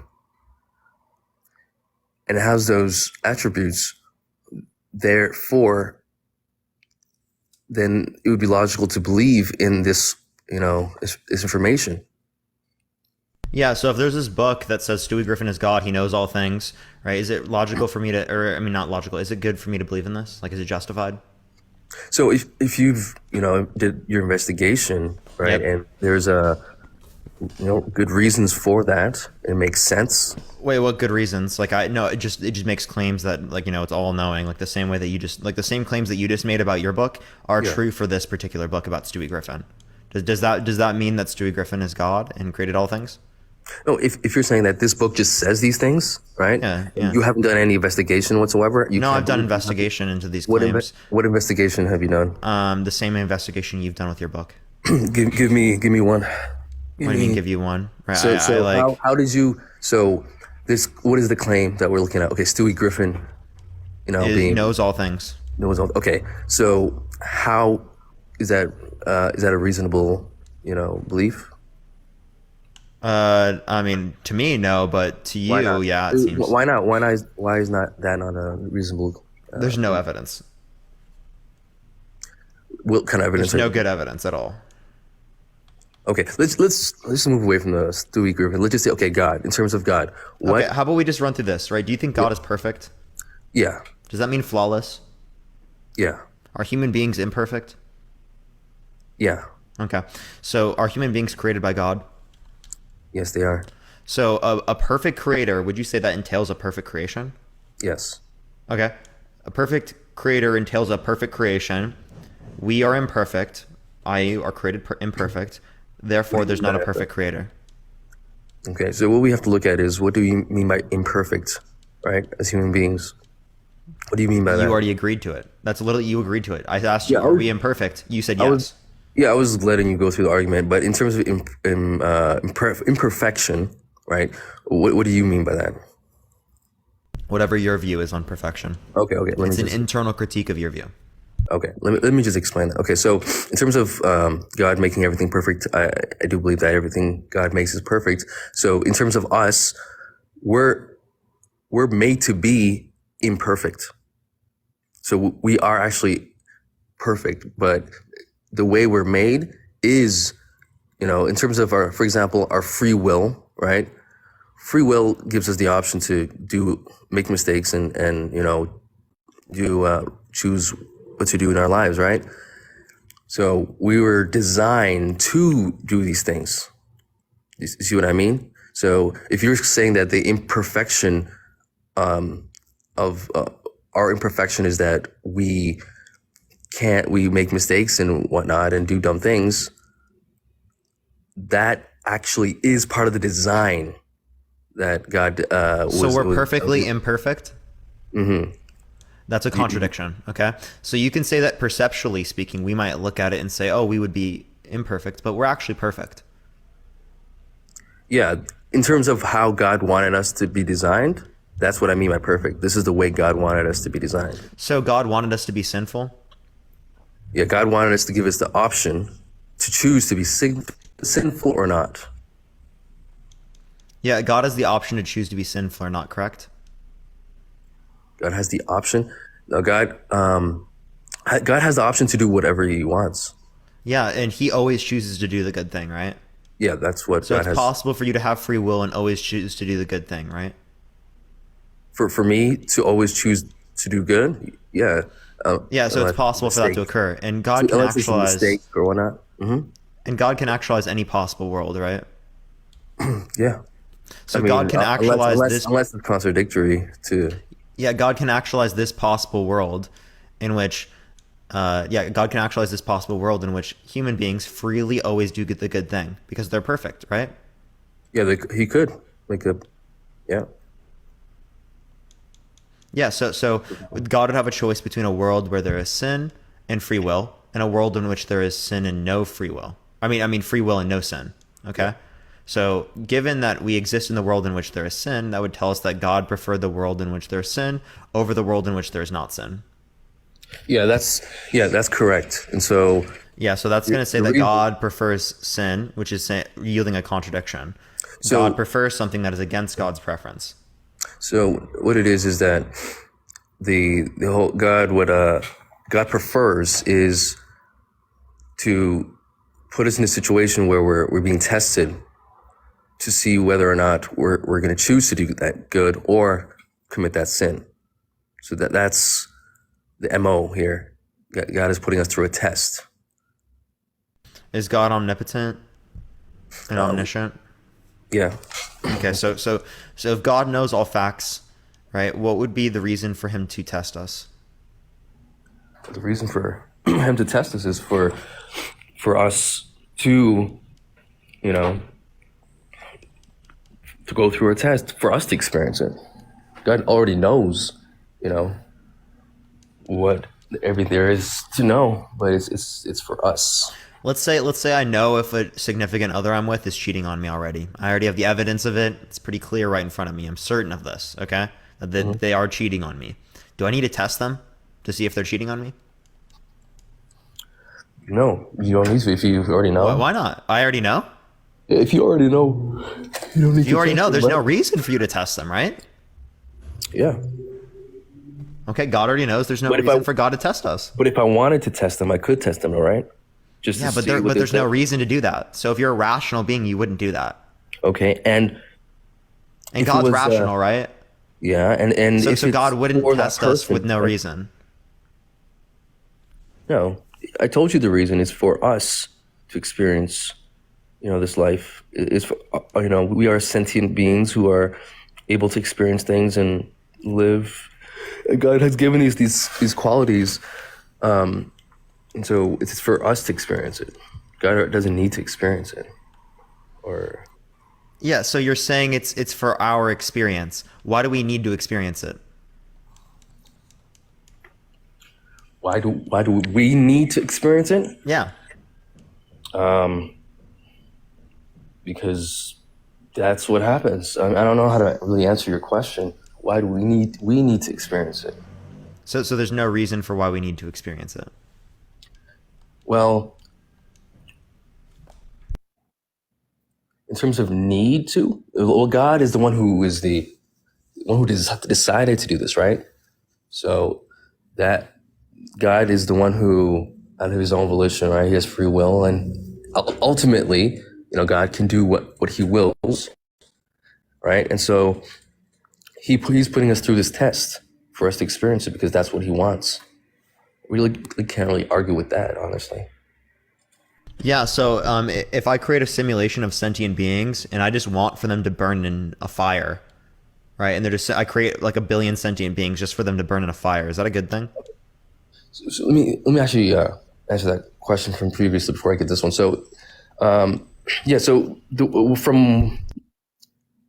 how we see the tests in this life, God is seeing who of us is best in our faith and in works and in these good. He already knows that. He doesn't have qualities. to see anything. So he already knows, of course, but we're the ones that he's going to reward or punish, right? So we're the ones that are going to do the test. So it's like a examiner, professor puts you through a test, and you're doing the test itself, right? Answering the questions.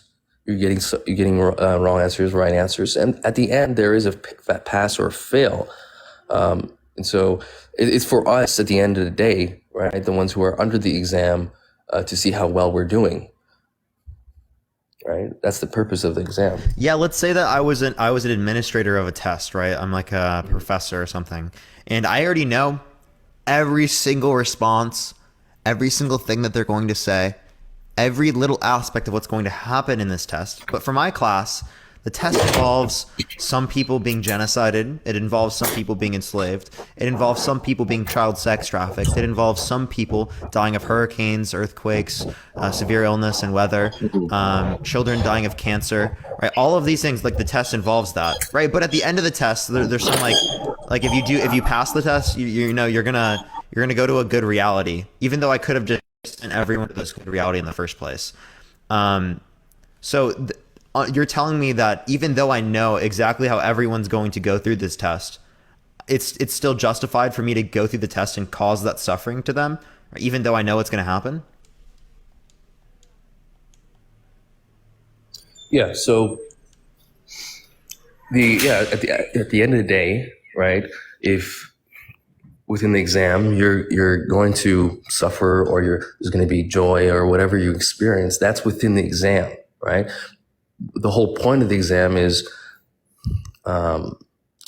it's going to come down to it at the end when you get that report card. That's the pass or fail.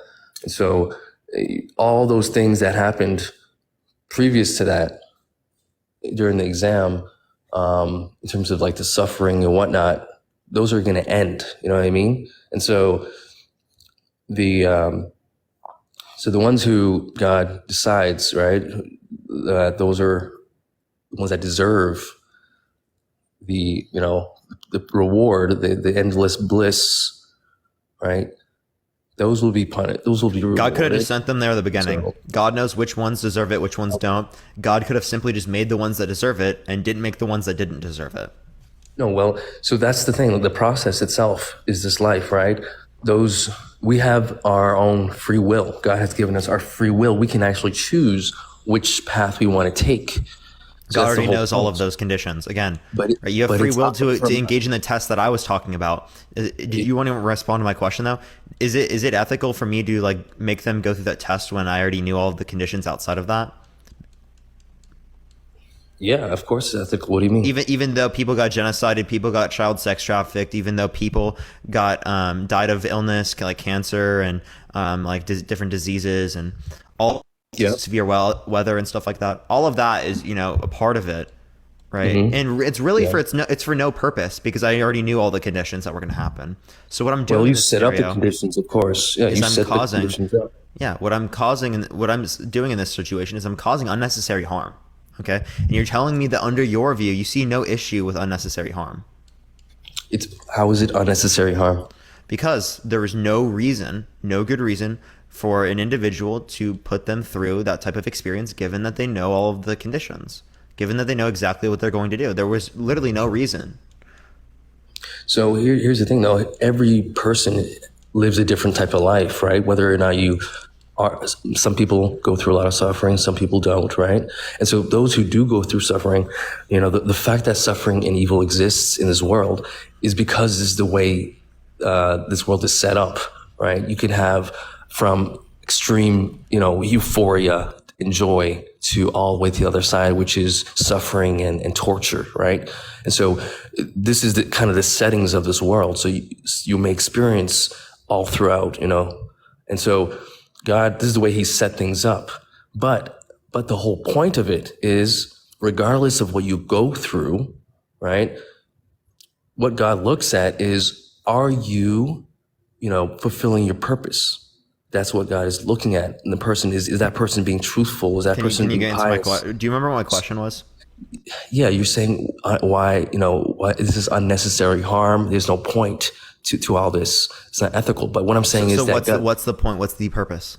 So this purpose is for us to experience, these obstacles, these tests, in this life, in order for us. Why do we need to experience that? Because then we will see, we will pretty much,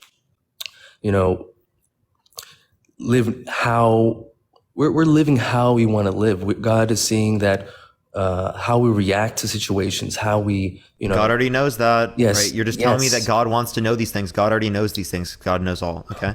So what it's particularly for us. are we getting? What are we getting from the experience? You're interrupting me. So I am. What are we getting from the experience? What we're gaining from this experience is we are seeing who we really are at the end of the day, how we react to situations, how we, treat other people, right? How all these things, the type of actions that and behaviors we engage in, those are the things that are being looked at and that we, are going to decide, where we're going to end up at the end of the day.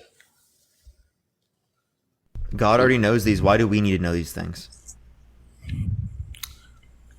We're the ones experiencing these things. What do you mean? Yeah. Why do we need to know? No, I these agree. things? Why do we need to know them? What do you mean know them? Yeah. Why do we need to know that these things happen this particular way? Why is that necessary? You're asking, why do we need to know why God set up this world the way it is? Why do we need to go through these experiences? Right? You're just saying so that we can know these particular things, right? Well, I don't see the reason why we need to go through that.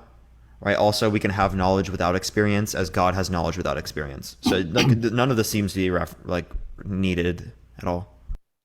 What do you mean not needed? This is a test. Is a test not needed? Can you be in an exam and say, you know what? Why am I doing this? Why is there exam at all? Clearly there's and I can answer the question by saying that they need to know how you're going to answer on the test. But God already knows this, right? If I already took the test, right, and the professor already knows how I answered, why do I need to take the test again? It's for you. It doesn't matter if What do you mean it's for me? I already took the test. It doesn't matter if the examiner knows. The examiner already knows all the answers to everything, right? No, not that. No, they know exactly how I'm going to answer. Regardless, even if the examiner knows how you're going to answer, right? You have to actually take the test itself, and whatever result that you get from the exam, it's going to take you to either passing college or not. So it's for you in your future. So what passes you from college is the fact that they take your results and then they say whether it passed. The results already exist for God, so we don't need to go through the experience if God already has the results. Like, if they already had the results of my tests, why would I have to take the test?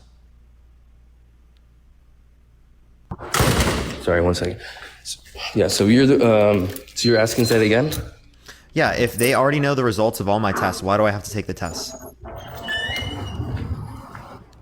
Because in this world, in our world, in your test world, you don't know. No, but God can make me know, right? Like, God can give me this knowledge without the experience, the same way that God has knowledge without experience. Yeah, God could, but he doesn't. That's not the point. Yeah, so God is choosing to cause unnecessary harm. That's exactly the point I'm making, is that God could have done it otherwise for all the conditions that you're referencing, but God chose not to do that. So God chose to cause people to suffer through genocide or suffer through child sex trafficking or to suffer through all of these different crises that we see in the world today, slavery, everything else like that, just because God felt like it. That's really the only reason, okay? So it's not unnecessary harm when, at the end of the day, when, let's say, when this world ends and there is judgment day, like pretty much the day where you get the mark, in your report card, everybody is going to be equal. All the whatever you went through in this life is going to be in the past. Do you understand? Everybody's going to come back to life. You know how Judgment Day. I'm guessing you're Christian, right? Or previous Christian. So pretty much what I'm saying is that this harm that you're talking about, all those things that was part of this world. That was in parcel with how this world works, right? But let's say someone who passed the test, who gets, endless bliss, they're not going to care about what happened in this world. Imagine they suffered the worst, right? Because some prophets, people who were close to God tested quite a lot, right, and made them suffer. But at the end of the day, they, are going to be in a place where all the suffering and all that took place in this world didn't matter at all. Like, doesn't matter because it's in the past. And so the fact that this person got raped doesn't matter because it happened in the past? The fact that this P30 raped a child, that doesn't matter because it was in the past? It matters that that person who did that is going to be punished. Yeah, but it still matters, right? Regardless. So the idea is that if that was not necessary for the greater good or for that, endless bliss, right, then it would be immoral for that God to put us through that endless bliss. Think about your child, okay? If you had a child and you had a choice between, let's say they had some illness, you have a choice between one drug where it would just cure them from the illness and the other drug that would cure them from the illness and cause back pain. Do you think it would be immoral to give them the pill that causes back pain because it would be purposeless? No, I think, for us to do something like that, that'd be immoral. But that's exactly what God just did. That's literally what God just did under your view here. Because God could have given them the knowledge of these things, or could have separated them based upon what they did without the test or without anything like that, without going through these terrible experiences. Okay. So the idea is that there was unnecessary harm there. It was purposeless. See, that's the same thing as saying, the professor could have just made, all the answers, easily findable, No, that's a false equivalency. No, that's not what I'm saying. I'm not saying the easily findable answers. What I'm saying is that if they already know the answers, there's no reason to test you again. If it was the case that your professor had all your answers, how you were going to test, right? Well, then, there would be no reason to test you there. So again, that's the point, right? The test, who's the test for? The examiner or the one who's being examined? Under your view, you said the person who's being examined. Thank you. I appreciate the head mustache. Thank you so much. Yeah. But it's not necessary for them, as they could have been given the knowledge about how they acted without the experience. So how is that person who's being examined, that person, they going through that experience themselves, right? Making those decisions, right? How is that not something that's important? Because they could have had this knowledge without the experience. Here's the thing, though. Do you not like having free will? Yeah, if getting rid of my free will means that children don't get raped, means that people don't get enslaved, means that all of these bad things don't happen, take it away. No, see, that's the thing, though. The way God set up this universe, right? Those are the settings. And if things take place that are evil, right, they're a result of someone else's free will that chose to do those things. So they're enacting their free will, just like you're enacting your free will to do good, right? So pretty much everyone is enacting their own free will and progressing in this world, making their own decisions, and they are clashing, right? But this is the settings of this world. This is how it was intended for things to happen, right? That's the point. Like, I don't know. Was the Holocaust intended? Intended by, yeah. By God. In terms of what? How so? Was the Holocaust intended by God to happen? Yeah, God allowed it to happen. Okay, but that's different from intention, right?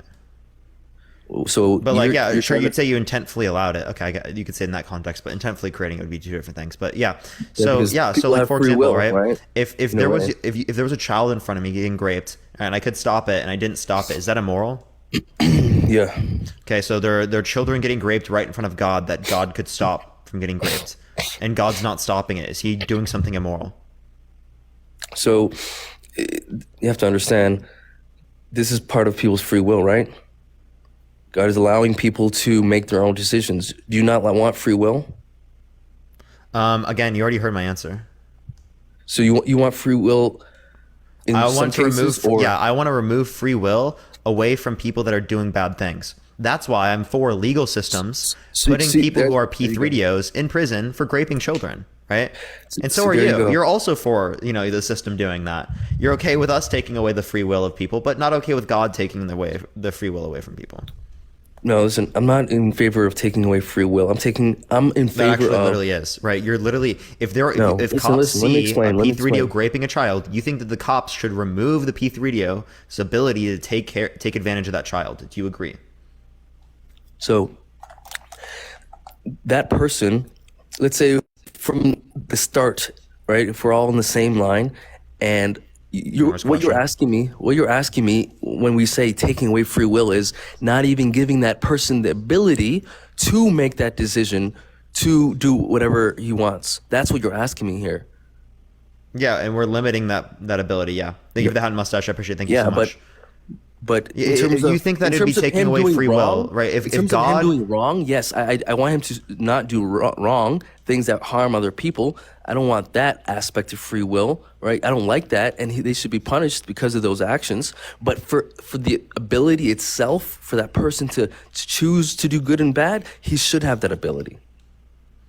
Yeah. So again, I think that in this scenario, it's very clear. If we see a P3DO raping a child, we should step in and stop that. And that you would say it'd be taking away their free will if God, halfway through the action, were to have a gust of wind that blows the P3DO off the child. That would be limiting their free will. So if that's limiting their free will, it's also limiting their free will for us human beings to stop them from raping the child as well. Okay? And that's what we should do. We should stop these types of terrible events from happening. We should limit the free will of these particular individuals because their free will is at the detriment of these children, is at the detriment of all these other people. So again, I have no issue with taking away people's free will in certain scenarios. You don't either, but for some reason when it relates to God, you do. No, you're mixing up a couple things here. So what you don't like is obviously that person's decision to cause harm. You don't like that aspect of that taking place, right? And so I'm in agreement with you in that, obviously, right? But the fact that that person can make that decision, are you okay with that? Like, no, are you good with that? Can make a decision? I don't think they should be able to make it. I don't think they should be able to make a decision to be able to rape children. Here, let me try to explain it. Do you want to dispute that? You're disputing that. No, what I'm saying is this. You can't have it both ways. It comes part and parcel with free will. in terms of the settings of this world, for someone to go to an extreme to do something like that, right? We have no Wait, do you believe in choice in Noah's the matter. flood? If I did have a choice in the matter, right? I think that's what we're talking about. Would we not make it possible for anyone to do anything that causes, extreme harm or any harm, right? Then, because I would say no. I want everything to be good. Everyone to just, do good, right? That sounds like something, reasonable, right? But that's not the world we are under, right? This world has both good and bad, both evil, right? And, good. The point of this world is to see if we can explore those things. We can explore the good and the bad and everything in between. But there is a place where it is all good. That's heaven, right? The point is to get to that place. And so, at the end of the day, what it is that God is the one who set up these parameters that we're working under. You can say, oh, God is evil for allowing, graping to even exist, suffering to even exist. But then again, you would have to say, question, why is there the opposite of that as well? The good and the joy and euphoria, just let's take that away as well. Why, should we have the other side? What I'm saying is you have to take the good and the bad in this world. It's like the yin and the yang. That's the parameters we live under. Thank you for the wingman. I appreciate it. Thank you so much. But the thing is, these things aren't necessary, and you're still not getting to the point that I'm really 2 asking hours 30 here, minutes completed. Right? The idea is that you Burned could calories, just never do bad things, 755 right? And we can go calories. through that. You Heart don't get rate that, and that's why I'm bringing up this 117 beats particular per argument, minute. right? Do you think that Noah's flood happened? Yeah, it did happen. So you think that there was a point in time where God killed everyone on the planet? Not everyone, no. Is that removing free will if God killed them? By killing them? Yeah, by, is killing them removing their free will? Yeah, by punishing them would be taking them out completely. Thank you. I appreciate the sunglasses. Thank you so much. I appreciate it. Is killing them removing their free will? Yes or no?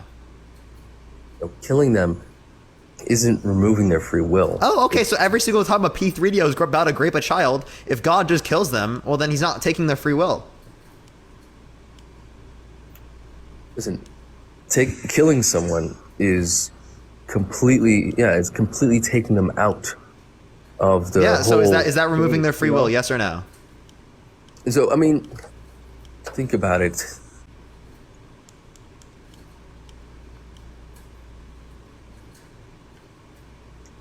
I mean, it's that and everything else. So yeah, you can say that. Let's say I agree. Let's continue. What's Is it your point removing after free that? will? Yeah. Let's say yes for Okay, argument's so if sake. it is removing free will, it seems like God doesn't have an issue with removing free will whenever he feels like it. So God wants to remove free will when it relates to the flood and killing all the innocent babies that also existed at the time, but he doesn't want to remove the flood or remove the P3DOs that are raping the children. He doesn't want to remove the people that are child sex trafficking. He doesn't want to remove the people who cause the Holocaust. He doesn't want to remove all of these terrible aspects of reality, but is dandy okay with removing those babies. So I think in terms of something like the flood happening, God has reasons why those things did occur. I think one of the reasons was the corruption in the land, where it was strong, very, very high, and at that time, I think this was a particular time with a particular situation, and so you're asking, if God is doing that, then you're saying, why not also in a situation where someone's being raped, why doesn't God also step in, right? Is that what you're asking? Yeah. It seems like God is okay with the people being raped, but is not okay with those babies existing. Yeah. So one of the, I think, aspects of this world what we see is that when God does step in, it's, we can't say that God has not stepped in in a situation where a kid was being raped. You can't say that, could you? I don't care. I can accept that and then still say, oh, there are many circumstances where God didn't step in. Exactly. So again, So he watched slavery, he watched child sex trafficking, he watched people get raped all the time, and doesn't step in, but is okay with stepping in whenever there are babies just chilling, and then he just floods them, you know? So, yeah, I would say there's cases where God does step in, and most cases where God allows things to go as they are. I think because there is an overall plan, right? That's the reason there is an overall plan to what God does. Yeah, so this plan involves the Holocaust, this plan involves child sex trafficking, this plan involves children dying of cancer. Again, we can get rid of all of the ails related with Noah's flood, and we can get rid of free will in that circumstance, but then whenever we're talking about removing free will in this circumstance, then it's an issue. No, so you have to understand that the evils that we're seeing in this world, the raping and whatnot, and the Holocaust, it's at the hands of people making these decisions, right? So the primarily, God allows things to happen as they are, and it's because of people making these decisions. God is not the one who is causing these things. I think we have to make that clear. Oh, yeah, sure. Again, God's not stopping them. We already went over the idea that God has the ability to stop them. God doesn't stop them. And you've already agreed that God has taken away free will in some circumstances. So it's not about taking away free will that's going to be relevant, because God has already done that, and that was okay. So what is wrong with God limiting P3DOs from raping children? So, again, what I said was primarily this world, God has allowed people to make decisions and take actions, and they're going to get the consequences of those actions, at the end of the day, on the day of judgment. Either they're going to be punished in this life, right, by us, enacting that justice, or they're going to be punished in the afterlife. So there is, overall plan here. Yeah. So again, you're just saying that it's okay to allow the P3DOs raping the children, the Holocaust, and all these other things, even though God could remove them. So again, we have to understand what the parameters of this world are. We already are aware there's apparently the Holocaust has to occur. Apparently children have to be sex trafficked. Has to occur. That's what your view is, right? So is your view that it doesn't have to occur, right? No, people Thank you, I appreciate Alicia. Thank you so much. And God could have stopped them. I'm not talking about what they've done, because I think obviously we both say that what they did was disgusting, right? I'm saying God should have stopped them. If it was me in God's position, I would have stopped them. If it was you in God's position, I know damn well you would have stopped them. Okay. So there we go. That's the question right here, right? We're not God. God has his mind his own, correct?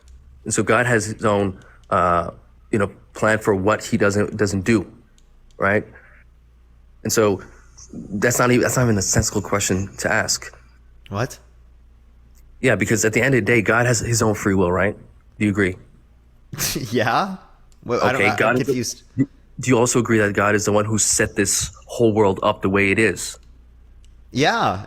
God caused all of this to happen, yeah. And God can choose, right, what he does and does not do. Yeah. Okay. And so, and if you know that at the end of all this craziness that's going on in this world that we are causing, not God, that there no, is God is causing it too, right? God has some responsibility. No. As soon as you get rid of God's responsibility, that's ridiculous. How is it? How is someone because God could have stopped it, right? No. Yes. God is watching that happen, right? If I was sitting here and I was watching a child get raped, I could have stopped it, right? That's immoral for me to do. But God's sitting there and doing that. That's completely fine under your view. God can watch children get raped. God can watch people get gang raped. God can watch people get beat up. God can watch people get genocided. God can watch people get traumatized, executed, all these terrible things, right? And it's just okay under your view. Listen, I told you the parameters. I don't know. I think you're not really accepting how God set up this world for us to. Yeah. I'm not accepting that God prefers a world in which children get raped. I'm not preferring a world in which people get raped. I'm not preferring a world in which children get sex trafficked. Again, you're not understanding the question though that I'm posing here. Because again, the idea here is that it's not necessary for God to have done these things. Because God can get rid of free will here, as he's done so with Noah's flood. Listen, and it's not necessary, I said, for God to step in at any point where any evil is being committed. The reason why is because at the end of the day, those evils will be accounted for. Those people will be punished for what they do. Do you understand? Yeah, we could say the same thing. That person that was a P3DO and raped that child, oh, they're going to go to prison later on. So it doesn't. I don't have to stop them now. I'll let them finish because No, they're gonna be punished. No, that's What do you mean? not the No, case that's at all. exactly what you're That fucking person- saying right now. Relax, man. Relax. I don't know why you're No, getting. no, no. What do you mean? mixed What do you mean? up. Relax, bro. Do you realize what? No, I don't think you. I think you're so desensitized from your own beliefs that you don't even realize what you're saying right now. Like you really How don't so? realize what you're saying. How so? You realize that you're literally saying that it's wrong for human beings to allow for these types of terrible things to happen, but it's okay for God to allow for these terrible things to happen. Well, what I said was this. I mean, please try to understand. We are in a different position than what God is. We are within the test. We're the ones that are dealing with this harm and this good, right? We're the ones who are seeing this, person who made the wrong decision here to rape that child, right? And we're the ones that are going to be, punishing that person for what he did in this life. That's as far as we can do, right?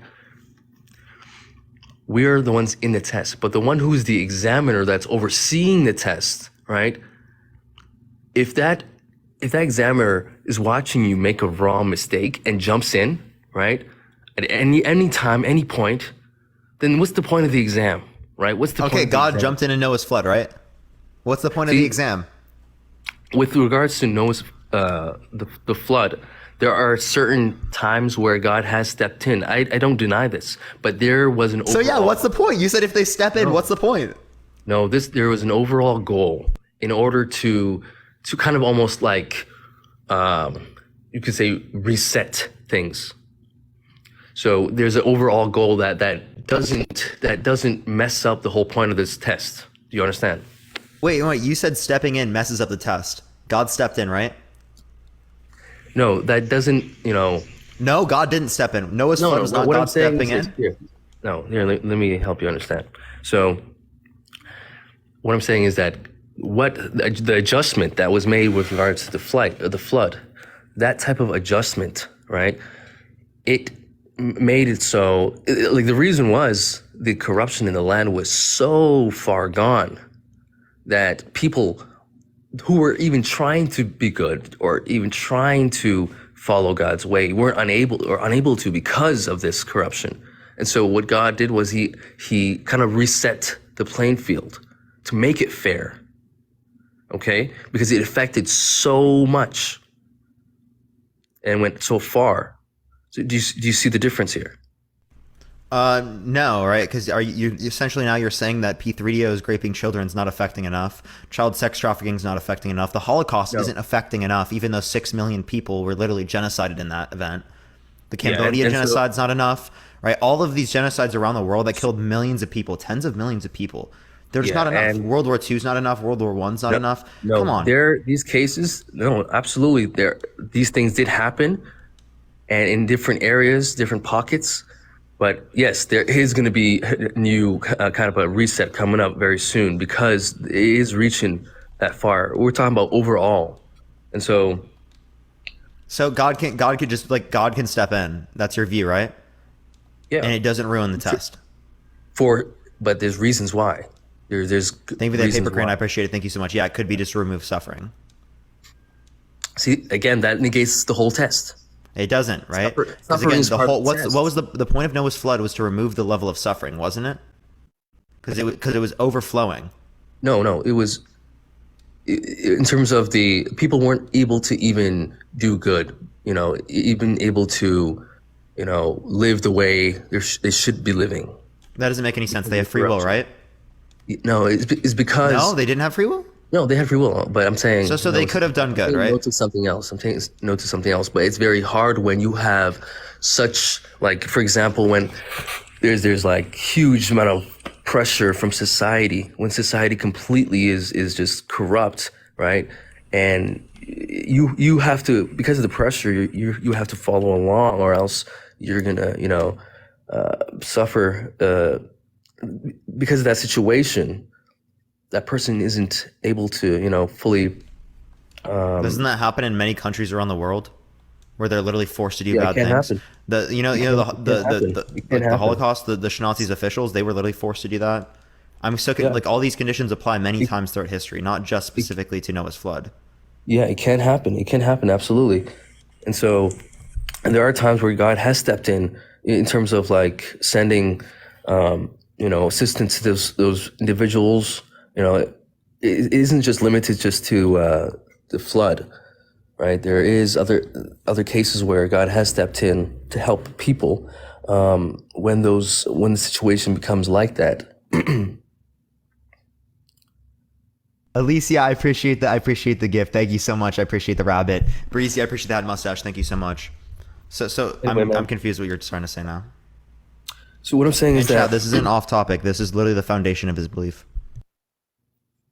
Oh, they think it's off topic. Parker. So yeah, what we're saying is that the point is that God should have stepped in here. That would be the view, right? I can give you many other views, right? We've already gone over the perfect creator implies perfect creation. We don't exist in a perfect creation, therefore there's not a perfect creator. Mm-hmm. I mean, I told you that's the way God intended things to be. God. So is it perfect? Is it flawless? Is our reality perfect. Is creation flawless? Yes. Okay. So it's flawless for people to be holocausted. Wait, actually, wait. Is heaven better than earth? Yeah. Why? If they're both flawless, right? How is one better than the other if they're both flawless? So in terms of better, there is it's pure in terms of there's no corruption, there's no ill will, there's no any corruption, ill will. These are all flaws, right? These are part of the negative effects of our consequences that take place in this world, within the parameters of this world. Yeah, but like again, these are flaws. So no, not in terms of the creation. They're not flaws. In terms of these are things that we don't like to happen. Yeah. So what is a flaw? Can you tell me?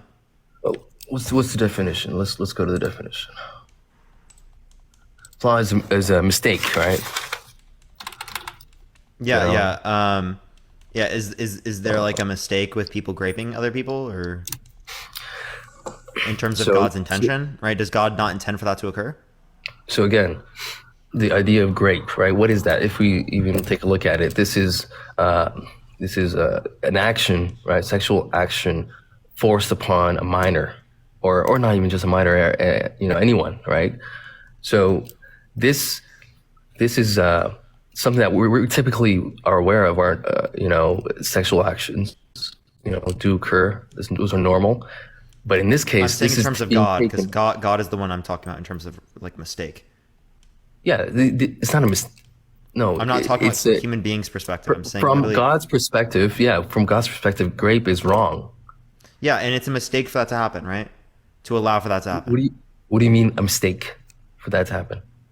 Okay, so you think that God's intention is for like these different types of bad events to occur? No, God doesn't want these things to happen. So he's not succeeding with respect to his desires. If he doesn't want these to be in the reality and they're in the reality, he's not succeeding with respect to his desires. No, but what God is doing is he's allowing us to execute our free will. That's what God is doing. And is that God succeeding with respect to his desires? Yeah, God is, by allowing these things to occur. Do we have free will in heaven? Yeah. Can we do evil in heaven? We can do. So I guess when you say free will, in heaven we can make decisions. We can make whatever we want to do in terms of decisions. And there's no evil. Yeah, in heaven there isn't any evil. Wait, so there can be free will and no evil. Do aborted babies go to heaven? Yeah. So they never went to earth.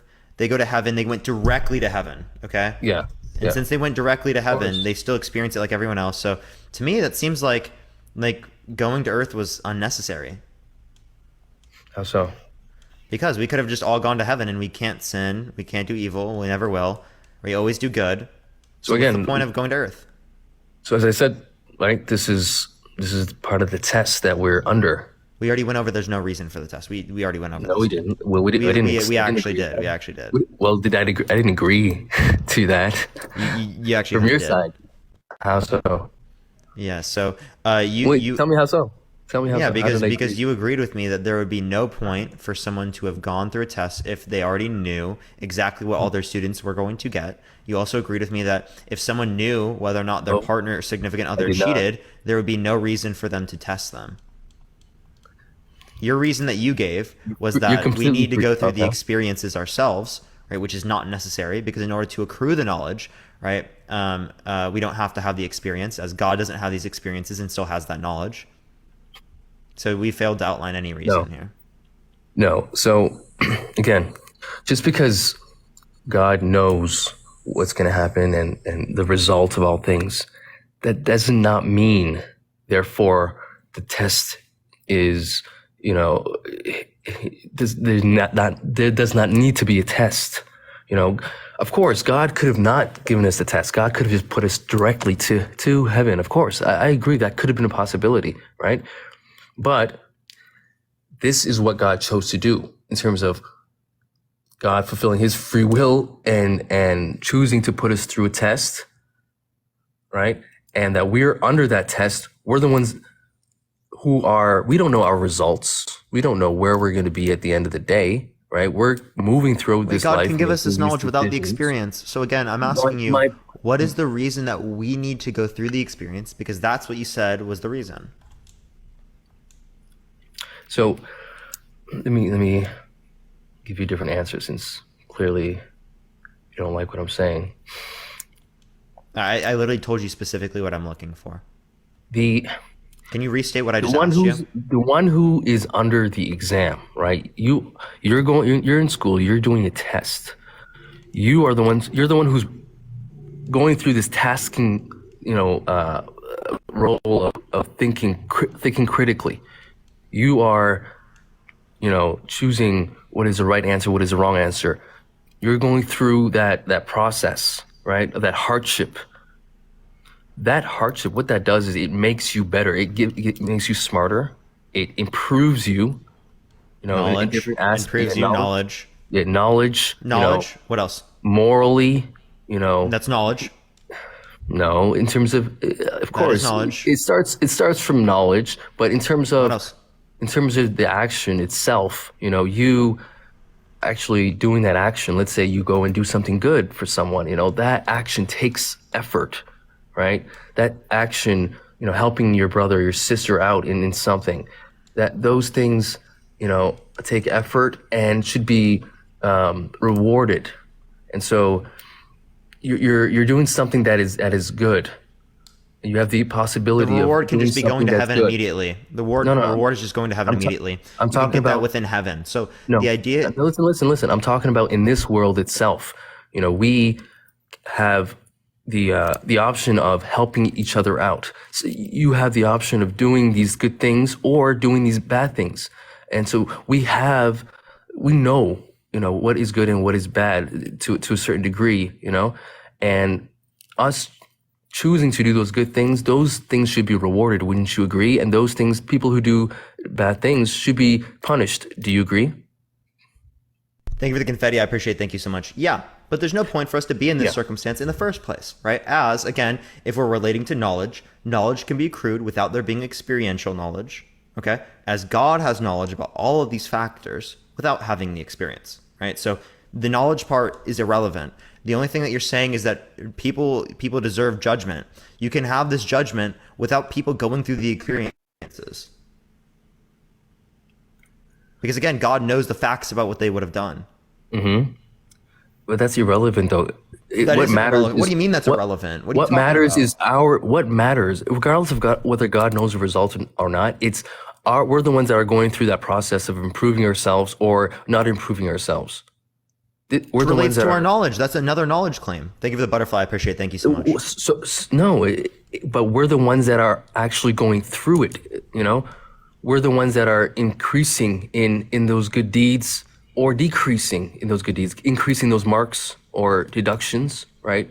We're the ones that are physically going through that with our free will, right? We're the ones that are making these decisions. And so, like, What's your point? the point is that there's nothing wrong with us going through all this. Yeah, there is. How? Because you're just saying that we go through the only point for us going through all these bad experiences is just because we go through the experience. Okay, I don't think people are gaining things from this idea that people would have to go through experiences. If you're saying Okay. it's for soul building or for knowledge, Okay. right, all of that could be accrued without going through the experiences. That the experiences are not necessary within that respect at all. Okay. Okay. So wait. Let's say, like, Hitler or something. Him going to hell, do you think he deserves to go to hell? Yeah. Sure. Okay. So then if you think that's the case,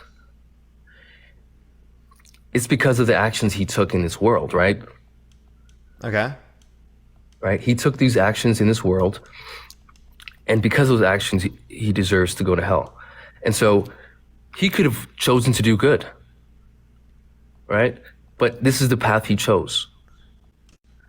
And so, I don't see how you respond to any of my points. So the point is that I think I already knew that as like very clear, right? Like, of course I know that Yeah. these are his actions and he could have done good. You understand? You're literally like Hassan. You're literally telling me nothing right now.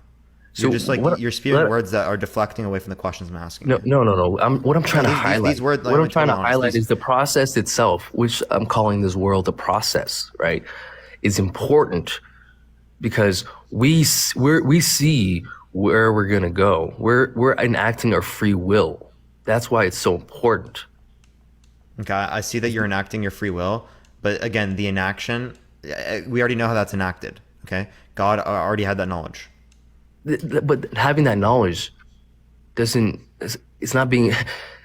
If God has that knowledge that free will is being enacted, it's because free will is being enacted. So you're saying that the event has to happen for God to know it? Oh, so no. Like, I guess what I mean is, No. Okay. free will. So free God will knows is about the being action enacted. before it happens. Yeah. But free will is being enacted. We're in two different, worlds: God and human beings. I think what you're doing is you're kind of comparing them and making them as if they're the same type of deal, when it's not. Wait, what's the same? Where you're comparing that God's knowledge, right? That He knows all these things that are occurring, and that we're, knowledge is being enacted, or free will is being enacted, just because He knows those things. Therefore, it doesn't matter if those beings actually experience that free will, right? But that's the thing. The thing about this whole thing is that there's similarities between God and us, right? That we have sentience, right? We have free will to a certain degree, us as human beings. And that's the way God created us. He set us up. You've heard, from the Bible or in the Quran, it says that we are made in God's image, right? And so there's a reason why God gave us these traits of free will and consciousness and intelligence, right? Just like God has, but obviously in a different degree. It's to actually perform, it's actually to use those traits, right? How do you use free will? How do you use consciousness? How do you use, sentience, if not in a playing field where those things can actually be enacted? So, do you see what I'm saying? Again, I don't see. You understand that? Yeah, in order for these actions to occur, there needs to be a playing field for it to occur in. I understand. That's not even point, right? We're talking about the purpose of this. Okay, the purpose of this would exist outside of that context, right? The purpose you were saying is like in soul building or in accruing knowledge and stuff like that, judgment. Right? These are all things that can occur without the experience. Okay. Well, what I'm saying is the experience has to take place for us in order, It doesn't have to take place. I mean, in terms of have to, this is what God intended us for us to do, to experience. That's the whole point. Yeah, and what was the purpose of us experiencing? The purpose of us, see, again, Yeah, I asked the same question again because you have still, after I've asked this question I've multiple answered times, your and after we tried to go through it, you think you've answered it, but you have not answered the question. what you're looking for, I think, is something to use against me. I don't think you're really listening, but I'll continue. I'm listening to every single thing that you said. I'm not just trying to get things to use against you. If you want me to do that right now, I literally can. I can ask you about the hadiths. I can ask you about the age of particular individuals. I'm not going to ask about those things. With regards I can what make we're points talking if I about want right to, just to make you look bad. I'm not doing that. That's fine. We can go through all that, but Do you actually want in terms to? How of, old in terms is she? of what we're talking about, right now, Do you want me to do that? that Like, because you're not engaging with my point, and then you're trying to make it seem like listen, I'm just bro, trying to make a I've point. If you want me to actually make a point like that, I literally will. listen. What I'm saying is that I've like went through different routes in order to answer your question, right? And so let me, if like I need to know exactly what you're looking for, because I think we're talking past each other, because the way you're framing this question, the way you're looking at it, is different from the way I'm looking at it. And so, yeah, I think I don't know how. I'm just asking like what the purpose is behind it, and I'm saying that you can achieve these things without that particular reason, right? And then you're not responding to that. when you say you're saying you can achieve. You can What achieve again? all those ends or all those purposes that you just referenced. You can get all of those things that you need without actually going through the experience. That's the thing right there. So the point, you're saying there's no point for us to experience this at all. But what I'm saying, my point is that God intended us for us to experience this. As I agreed with you before, there's a world where, God, intended for us not to experience this. But in this world, God intended us to experience this. So at the end of the day, what it comes back to is God's whether or not, intention. It's just God's intention. Yeah, So that's not a reason. What do you mean? Understand How is you that understand not a that reason? this is exactly what I mean. Is how it doesn't answer my question. It's because all you're saying is 3 hours it's completed. God's intention. That Burned doesn't calories explain to me at 902 all calories. as to why it's Heart God's rate intention. That begs the 134 question beats again. per minute. So You're asking. why was that God's intention? That that begs that question, right? So if you're just gonna give me an answer to the question, that begs the question again, right? That's not an actual answer. I was searching out why. I wasn't asking you. I was literally searching out. I just said it out loud. So I got like a machine in the background. So what you're asking is you're the searching why up question. under your own view why? No. Like, just, I just want to get to the precise kind of what you're asking in terms of why, because why is, what you're asking for is the kind of the reasoning behind the action of God, right? That's what you're asking for. Yeah. Why is God making us experience these things? When we can go right through to the end. Yep. Seems to be And purposeless to me. So, again, the answer I've given you is the answer itself. For us to develop ourselves, to make our own decisions, and to be independent as much as possible. What do you think All of those that? things can exist without the experience. See, there you go.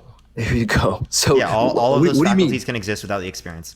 So again, you can still how grow. so? You How so? can still yeah, because God can give you those characteristics that you would have achieved from going through those experiences. And again, in those decisions were still determined, right? As again, God already knew that these particular things happened, right? So it's literally like the reality would be the exact same as it was. It's just people didn't go through the experience. Let me ask you. Okay. Forget about, God for a second. In an exam, like just a regular school exam, what is the point of a test? So they can figure out like how much knowledge you have, how good you do on the test, so that we can determine who should go into particular fields of study, who knows more about something, right? Things like that. Okay. It's about determining what people know. Okay. So, but why Why even go through the exam itself? Because we need to determine how much someone knows. If we already knew how much someone knows, we don't have to do the test. Okay. And so why go through any type of hardship? Why does that included in that test? Why is that necessary?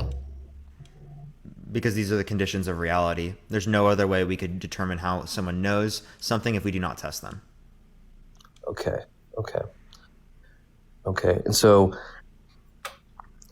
again, let's go back to the God example. So us being within the test, right? We don't know what the result is. So we're going through this test and going through these problems, and through these problems, we're, seeing, how we react. Based off how we react, we're gonna either improve ourselves, and we're gonna decide, hey, you know what? Don't do this anymore. We're gonna tell ourselves, do more good, less evil. So we're actually improving ourselves as we go, right? Using our sentience and our free will. And so that's the point. For us to go through that, for ourselves to, know this information. There we go. It goes back to the knowledge claim. Like you're just going to say the same thing over and over again, dude. There's no movement in this conversation, Hassan. I've already given you a response to the knowledge claim probably 20 times. Okay, I've gone through the exact same thing over and over again. What you're doing now is you're not able to accept the fact that is the case, right? That you can achieve these same sort of points without the experience. You just keep restating the claim that we need to go through the experience for this knowledge. We don't. We literally have already gone over the same claim multiple times. Okay. No, I've given you the ultimate answer. That was the reasoning behind it. The ultimate answer is that's the way God set things up to be. If you can't accept that at the end of the day, so God could have set things up to be differently. Like you understand that if you say God's intentions or God set it up to be this way, well, God could have set it up differently, and you have no reason. Absolutely, right? Absolutely. Yeah, God could have made it so it's not a test, right? Like no. But that's the thing. You, for example, you chose to wear that shirt today, right? And you could have worn a different shirt today. This is because you have free will, right? You can choose what to do and what not to do. We have give God the same, right, because he also has free will. And so at the end of the day, God is the one who is the one everything depends on in terms of existence and everything, right? We're the ones that depend, our whole existence depends on God. I'm so confused with this response to me. No, what I'm saying is that the fact that God chooses what he can do and what he doesn't do, why are we questioning God? In terms of like, oh, you can't do that, or you can do that, do this. Like, do you see what I'm saying? Why are we questioning a God? God's free will. God's free will. We're saying, does this make sense, or is this expected given God? Okay. No, but what you're doing is you're questioning his intention, right? Yeah. Of course. Yeah. What the fuck? And so if God has reasons for doing things, you should be like, okay, even if you found a way. Let me just blindly accept this because I was told by Hassan in my TikTok live that I should just blindly accept it. Like, no, I'm giving you good reasons. No, but you have not, dude. Be totally honest with me right now. No, that's ridiculous. You haven't rejected it. I've given you reason to reject it, Danny. I appreciate the 7th month. I appreciate it, Danny. Thank you so much. No, you haven't. I haven't given reason. All you said that God could have done it a different way. That's your whole entire point. God could have done it. Yeah. So that's in response to the claim that you made. That is absolutely a point. You want me to explain why it's a point? No, it's not. With someone who has free will, yes, of course they could have done it a different way. Do you want me to explain why it's a point? Do you want me to explain why it's a point?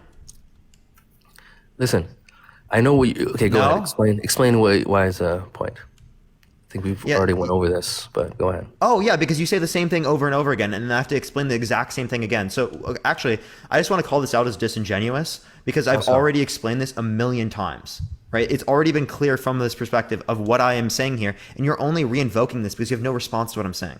No, I've given you a response. I've actually given you a response, but what you're unwilling to accept... You haven't. He's literally... All you've said, Hassan, all you've said is that God wants it to be this way. That's unironically all you've told me. Okay. No. Is that explaining why God wants it to be this way? No, that's not true. That's not true. I appreciate it. That's all dude, what do you mean that's not true? We just went through a whole 45-minute tirade of you saying the exact same. Stop talking. You Can you keep repeat that message? interrupting me, man. But go ahead. Your platform. How many Go ahead. times have I let you speak uninterrupted? How many times? Like I literally Talking like the about right entire now. time I So was letting what? you speak uninterrupted. I'm talking about right now. But go ahead. Go ahead. I'm pretty sure I let you finish. Yeah, you've let me finish and you've interrupted me as well. But I'm saying right now, I'll be quiet. When do I interrupt you? I interrupt you when we've already gone over the same thing like 7, 8 times, and you're just saying the same thing again. So I'm trying to bring the conversation back to a point in which would be productive. That's when I cut people off, right? I'm not just But cutting you off for no haven't. reason. I mean, you have interrupted me. I mean, you can, from your side, that's how you feel about that. But from my side, I could be feeling a different way. You're justifying your interruption, but from my side, I don't feel like it's justified. So, Okay, I'll let you speak. I'll give you time, 5 minutes. no. What I'm saying is that I was actually letting you speak. But okay, let's just continue. So pretty much, what you're telling me is that I haven't responded to your point. Your point being that all this, suffering and all these things that are happening, didn't need to happen. God could have done it a different way, right? You're telling me that I haven't responded to that, correct? And so, okay, I'll just continue. So what I'm saying is that I have. What I've said is that the suffering that people, go through in this life is as a result of how God set up the parameters, right? There is good, there is evil, and everything in between. And so, people, in terms of them experiencing this world, right, and going through this test is important. I think that you're dismissing that. I think people making their own decisions and going through obstacles, because that's the whole point. Within this test, God is actually testing us with all these different situations that we may face, right? Where sin, or something bad is available to us, but let's say we reject that, right? That takes effort. That takes self-control. So that's like mini tests. Those mini tests are important, and those results in how we develop as individuals. And so if everyone is going through these mini tests and developing, or positively or negatively, this is going to, affect them in terms of the result, which is going to, they'll get at the end of this when they die on the day of judgment. And so I feel like you're dismissing this whole entire process and saying that, just because, they're experiencing it, that's not necessary. God could have just gave them that knowledge. No, it's not just the knowledge. It's the actual action itself. It's the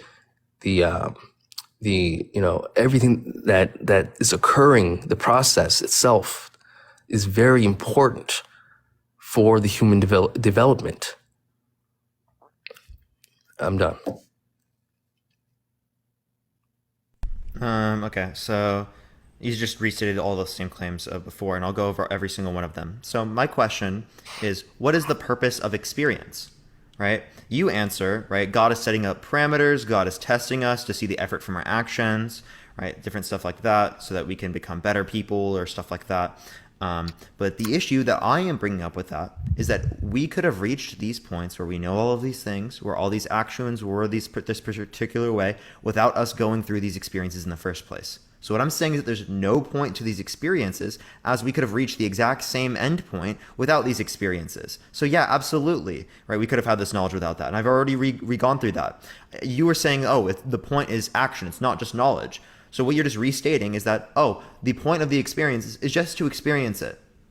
You literally just restated the point is to the experiencer to go through the action. That's literally just restating the claim that the purpose of the experience is to experience it. That's not a purpose. That's something that begs the question. You're just saying it is the way it is. Okay? That's, again, not responding to my claim. So when you sit there and you think that you've answered all my questions and you think that you've gone through all these things, when in the reality, the entire time, you're just restating the exact same claim without providing an answer to my question, the answer to my question being, what's the reason for experience? Well, then obviously we're going to continue to talk in circles, and you're going to think that I am not engaging with what you're saying, when clearly I have to go over the same thing over and over again because you're not responding to the initial question, and you're just positing things in which beg the exact same question. Okay. All right. I get your point. Let me ask you, because it looks like this word experience is the main contention here, right? Would you say the act of decision making is important? In what context? In terms of enacting our free will, in terms of our independence.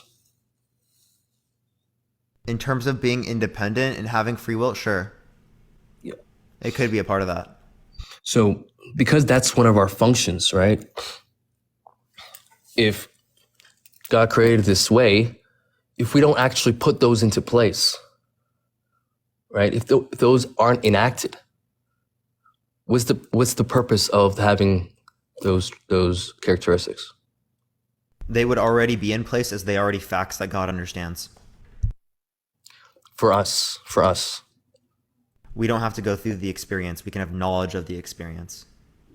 So what you're doing is you're shifting the burden here back onto me to say, oh, what would be the reason as to why they wouldn't have to go through the experience? That's literally what you're asking me right now. No. So what I'm highlighting is that the free will, right, and decision making, right, those are part of the functions that we have, the way we're created, right? That's part of our design. So in order for us to be, fulfill our purpose, those things have to be enacted, right? Regardless of the experience, the result of it, the experience, right? I'm trying to stay away from the whole idea of experience for a second. Did you hear my response to that? Because you just restated the same claim I just responded to. How so? Yeah, so I responded to that. It's already being enacted by God already having the knowledge about it. There you go. So that's the problem. What is enacting? What is enacting? Sorry, 1 second. What is enacting? Yeah, what is enacting? Putting into reality? So it was already embedded within reality that this was going to occur. Okay? So No, not for us, though. Not for us. Not in our world. What do you mean not in our world? In our world, it could have been embedded in us without us going through the experiences. We could have just had the knowledge that this occurred. The same way that God has the knowledge of it occurring. Not from our perspective. But These why do things we didn't need it? Why do occur. we need it from the experiential standpoint? That's like you see how that begs the same question. That's the only perspective we have. That's the perspective. Listen, we're not looking at it from God's perspective. We're looking at it from our own perspective. You're looking at it from your perspective. Right now we are. We're right? I'm subject saying to it doesn't have to be that way. Right? The point that we have to go through No, these but types of that's the experiences reality, is not though. necessary. Listen, we are living our lives through our subjective human perspective. That's what we're under. Okay? And so we don't know how it is to look at it from God's perspective. We can have a general idea, but we're looking at it from our perspective. We're the ones. I'm literally not saying who that we are need to know it from God's within perspective. the What I'm movement saying is itself. that it could have been done otherwise without these negative experiences. That's my argument. So the point is that what we're getting here keep changing is unnecessary. No. I didn't change shit, No, you dude. keep I've been cha- saying the same thing since the fucking Because beginning, it's- dude. No, now you're saying God could have done this without the negative experiences, and then others That's you're literally saying what that I've said the entire God time. has the knowledge, Chat, so there's no point. Chat, even have I said that experiencing this it. You're going entire through time? two different arguments here. Have I said that this entire time, chat? You've been going through two kind of different, same sort of argument, but it's different. No, it's the exact fucking same thing. It's literally the exact fucking same thing. Suffering? What is the knowledge? Yeah, the whole point of me bringing up what's the point of experiences is bringing up the unnecessary suffering that is achieved from these types of experiences. That was literally the whole point of what I'm. This is exactly what I mean. First of all, not only is he not listening and not understanding, but I think he's purposefully doing it at this point because I've claimed this a million times, and through like a past hour, I've explained this exact same thing, right? Like, there's no way that you wouldn't get that through this entire time. Listen. Like, I actually don't believe that you're doing this genuinely now. No, how so? I have tried. I literally just. The thing is, I told him why he's not doing genuinely, and he didn't listen to it again. No, I literally just told you why. No, I'm obviously disagreeing with that. Obviously, you can agree to disagree, that's your perspective. But I don't. I'm actually trying to engage with you genuinely here. What was the reason I gave you that you weren't engaging? Wait, no. What is the reason I gave you? Because based off the last statement I made, which was that you are actually giving me two type of different arguments. What you're saying is that you're not. No. What did I say about you? What did I say about you? You're saying that I am being disingenuous. I'm not listening to your argument, and that you're actually giving me the same argument, and I'm not listening overall, right? Yeah, I said this proves that you didn't listen because I've been doing the same thing for the past 45 minutes to an hour. No. See, do you understand how many times? I mean, chat can, people who are watching this can judge for themselves. But I have tried to answer your questions from so many different perspectives. Here, let's ask the chat. Has the guest answered my question? I mean, go ahead. You're gonna have your biases and your people who are with you and with me. But listen, I think at this point, bro, we should just leave it at that. Because we're just going in circles, right? It's not like I didn't give you any effort in terms of trying to answer your question, right? I've went through different types of, examples. So what we'll do is we'll just leave it at that for today. All right. I appreciate you, having me up here. Despite the, repetitiveness, it is enjoyable discussion. This type of discussions I do enjoy. And I appreciate you having me up here, all right? Appreciate it, man. Okay, bye. All right, let's go to the next person. If you disagree, send a guest request right now. Please only send a guest request if you disagree. We're just trying to get some debates on here. Tap that screen, everyone. If we get to 1 million likes, I'll be giving away a free sub or so at the end of the live. So if you want to have access to that, subscribe if you haven't already, everyone. Also, tap that screen. Yo, what's up? How old are you? 21. For sure. Do you think that being gay is immoral? Yes. Why so? Because gay people can't reproduce and have babies. Yeah, if I have an infertile wife, would it be immoral for me to engage in intercourse with her? I mean, you can do what you want. You have free will. No, is it immoral? Yes. It is immoral. To have sex, not to have it with an infertile person. That doesn't make a difference. Oh, any sex is immoral? Yes. But not like straight sex, though. That is straight sex. Me with an infertile woman is straight sex. Yeah, but I mean, like, if you can't reproduce naturally, it's not about her being infertile. That is her not being able to reproduce naturally. Yeah, but naturally women can. It's not about her not in all scenarios, right? Naturally, in some scenarios, they cannot. Like, just to flesh out the argument here, sorry. The argument is that if you choose to never reproduce. Yeah.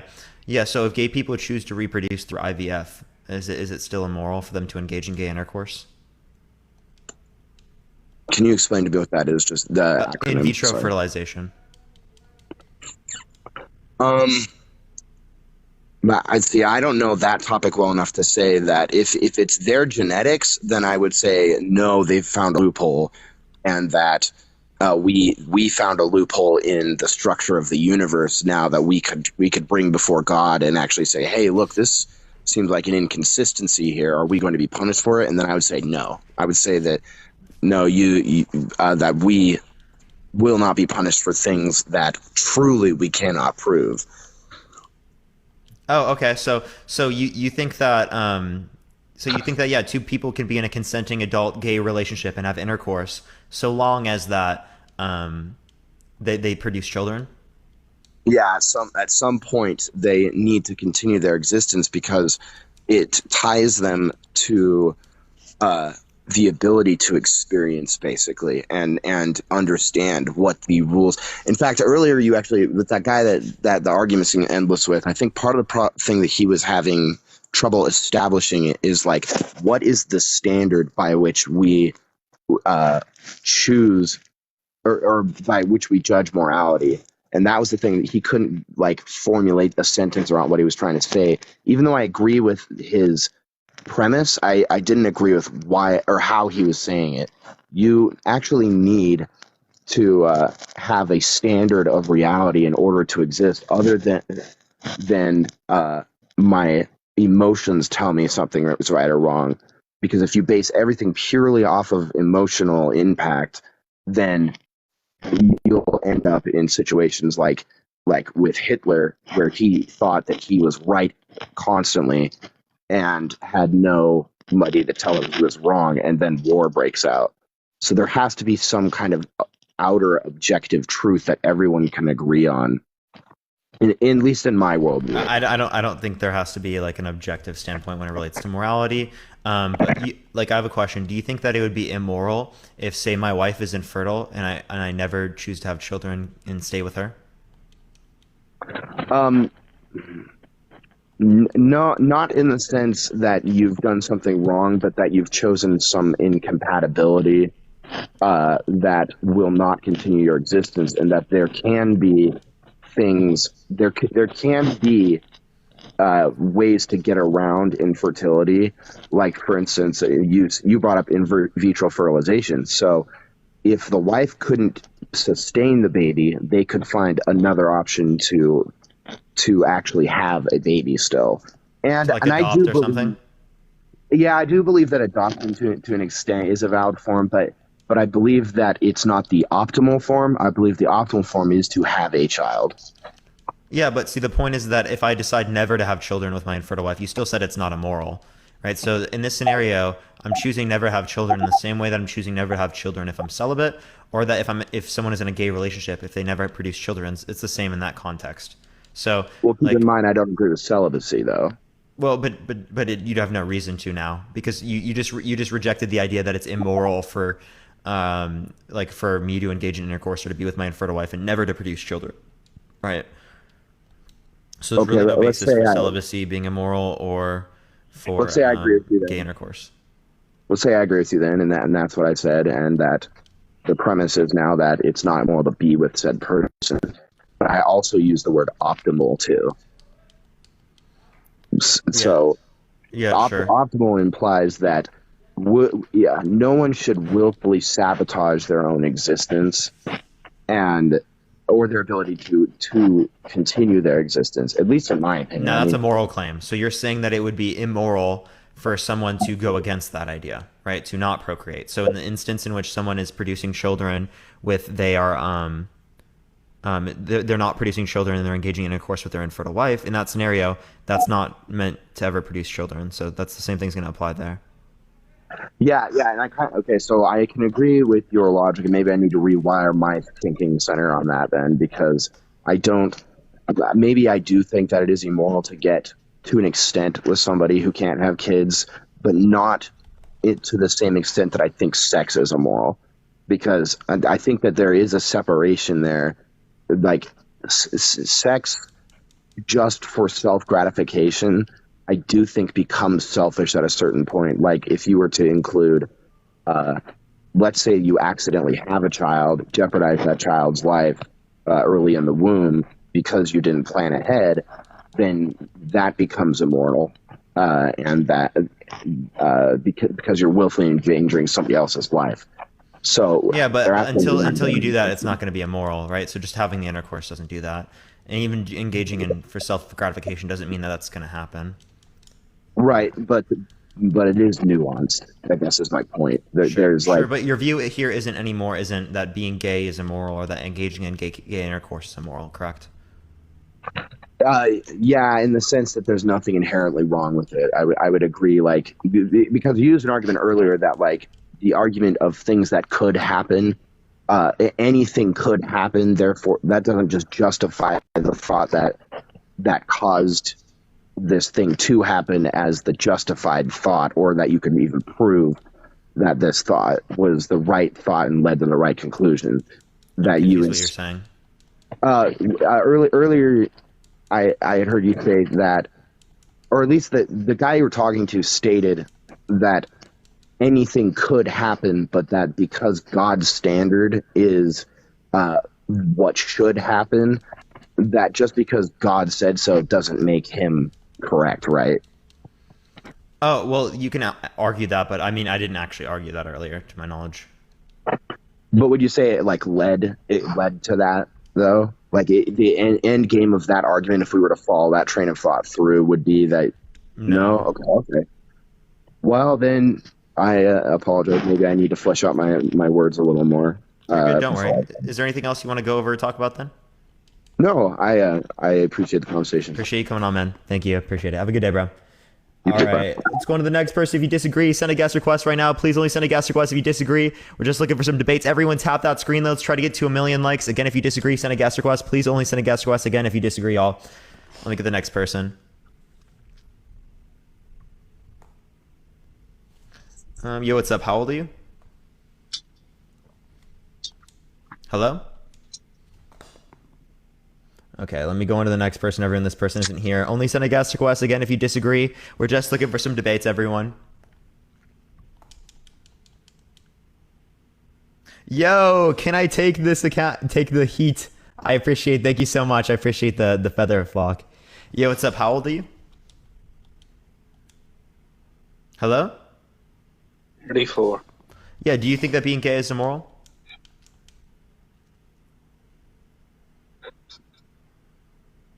Disconnect. I'll call back. Huh? I'll call you back. Sorry. Okay. I don't know what they're saying. I'm gonna go to the next person. Yo, what's up? How old are you?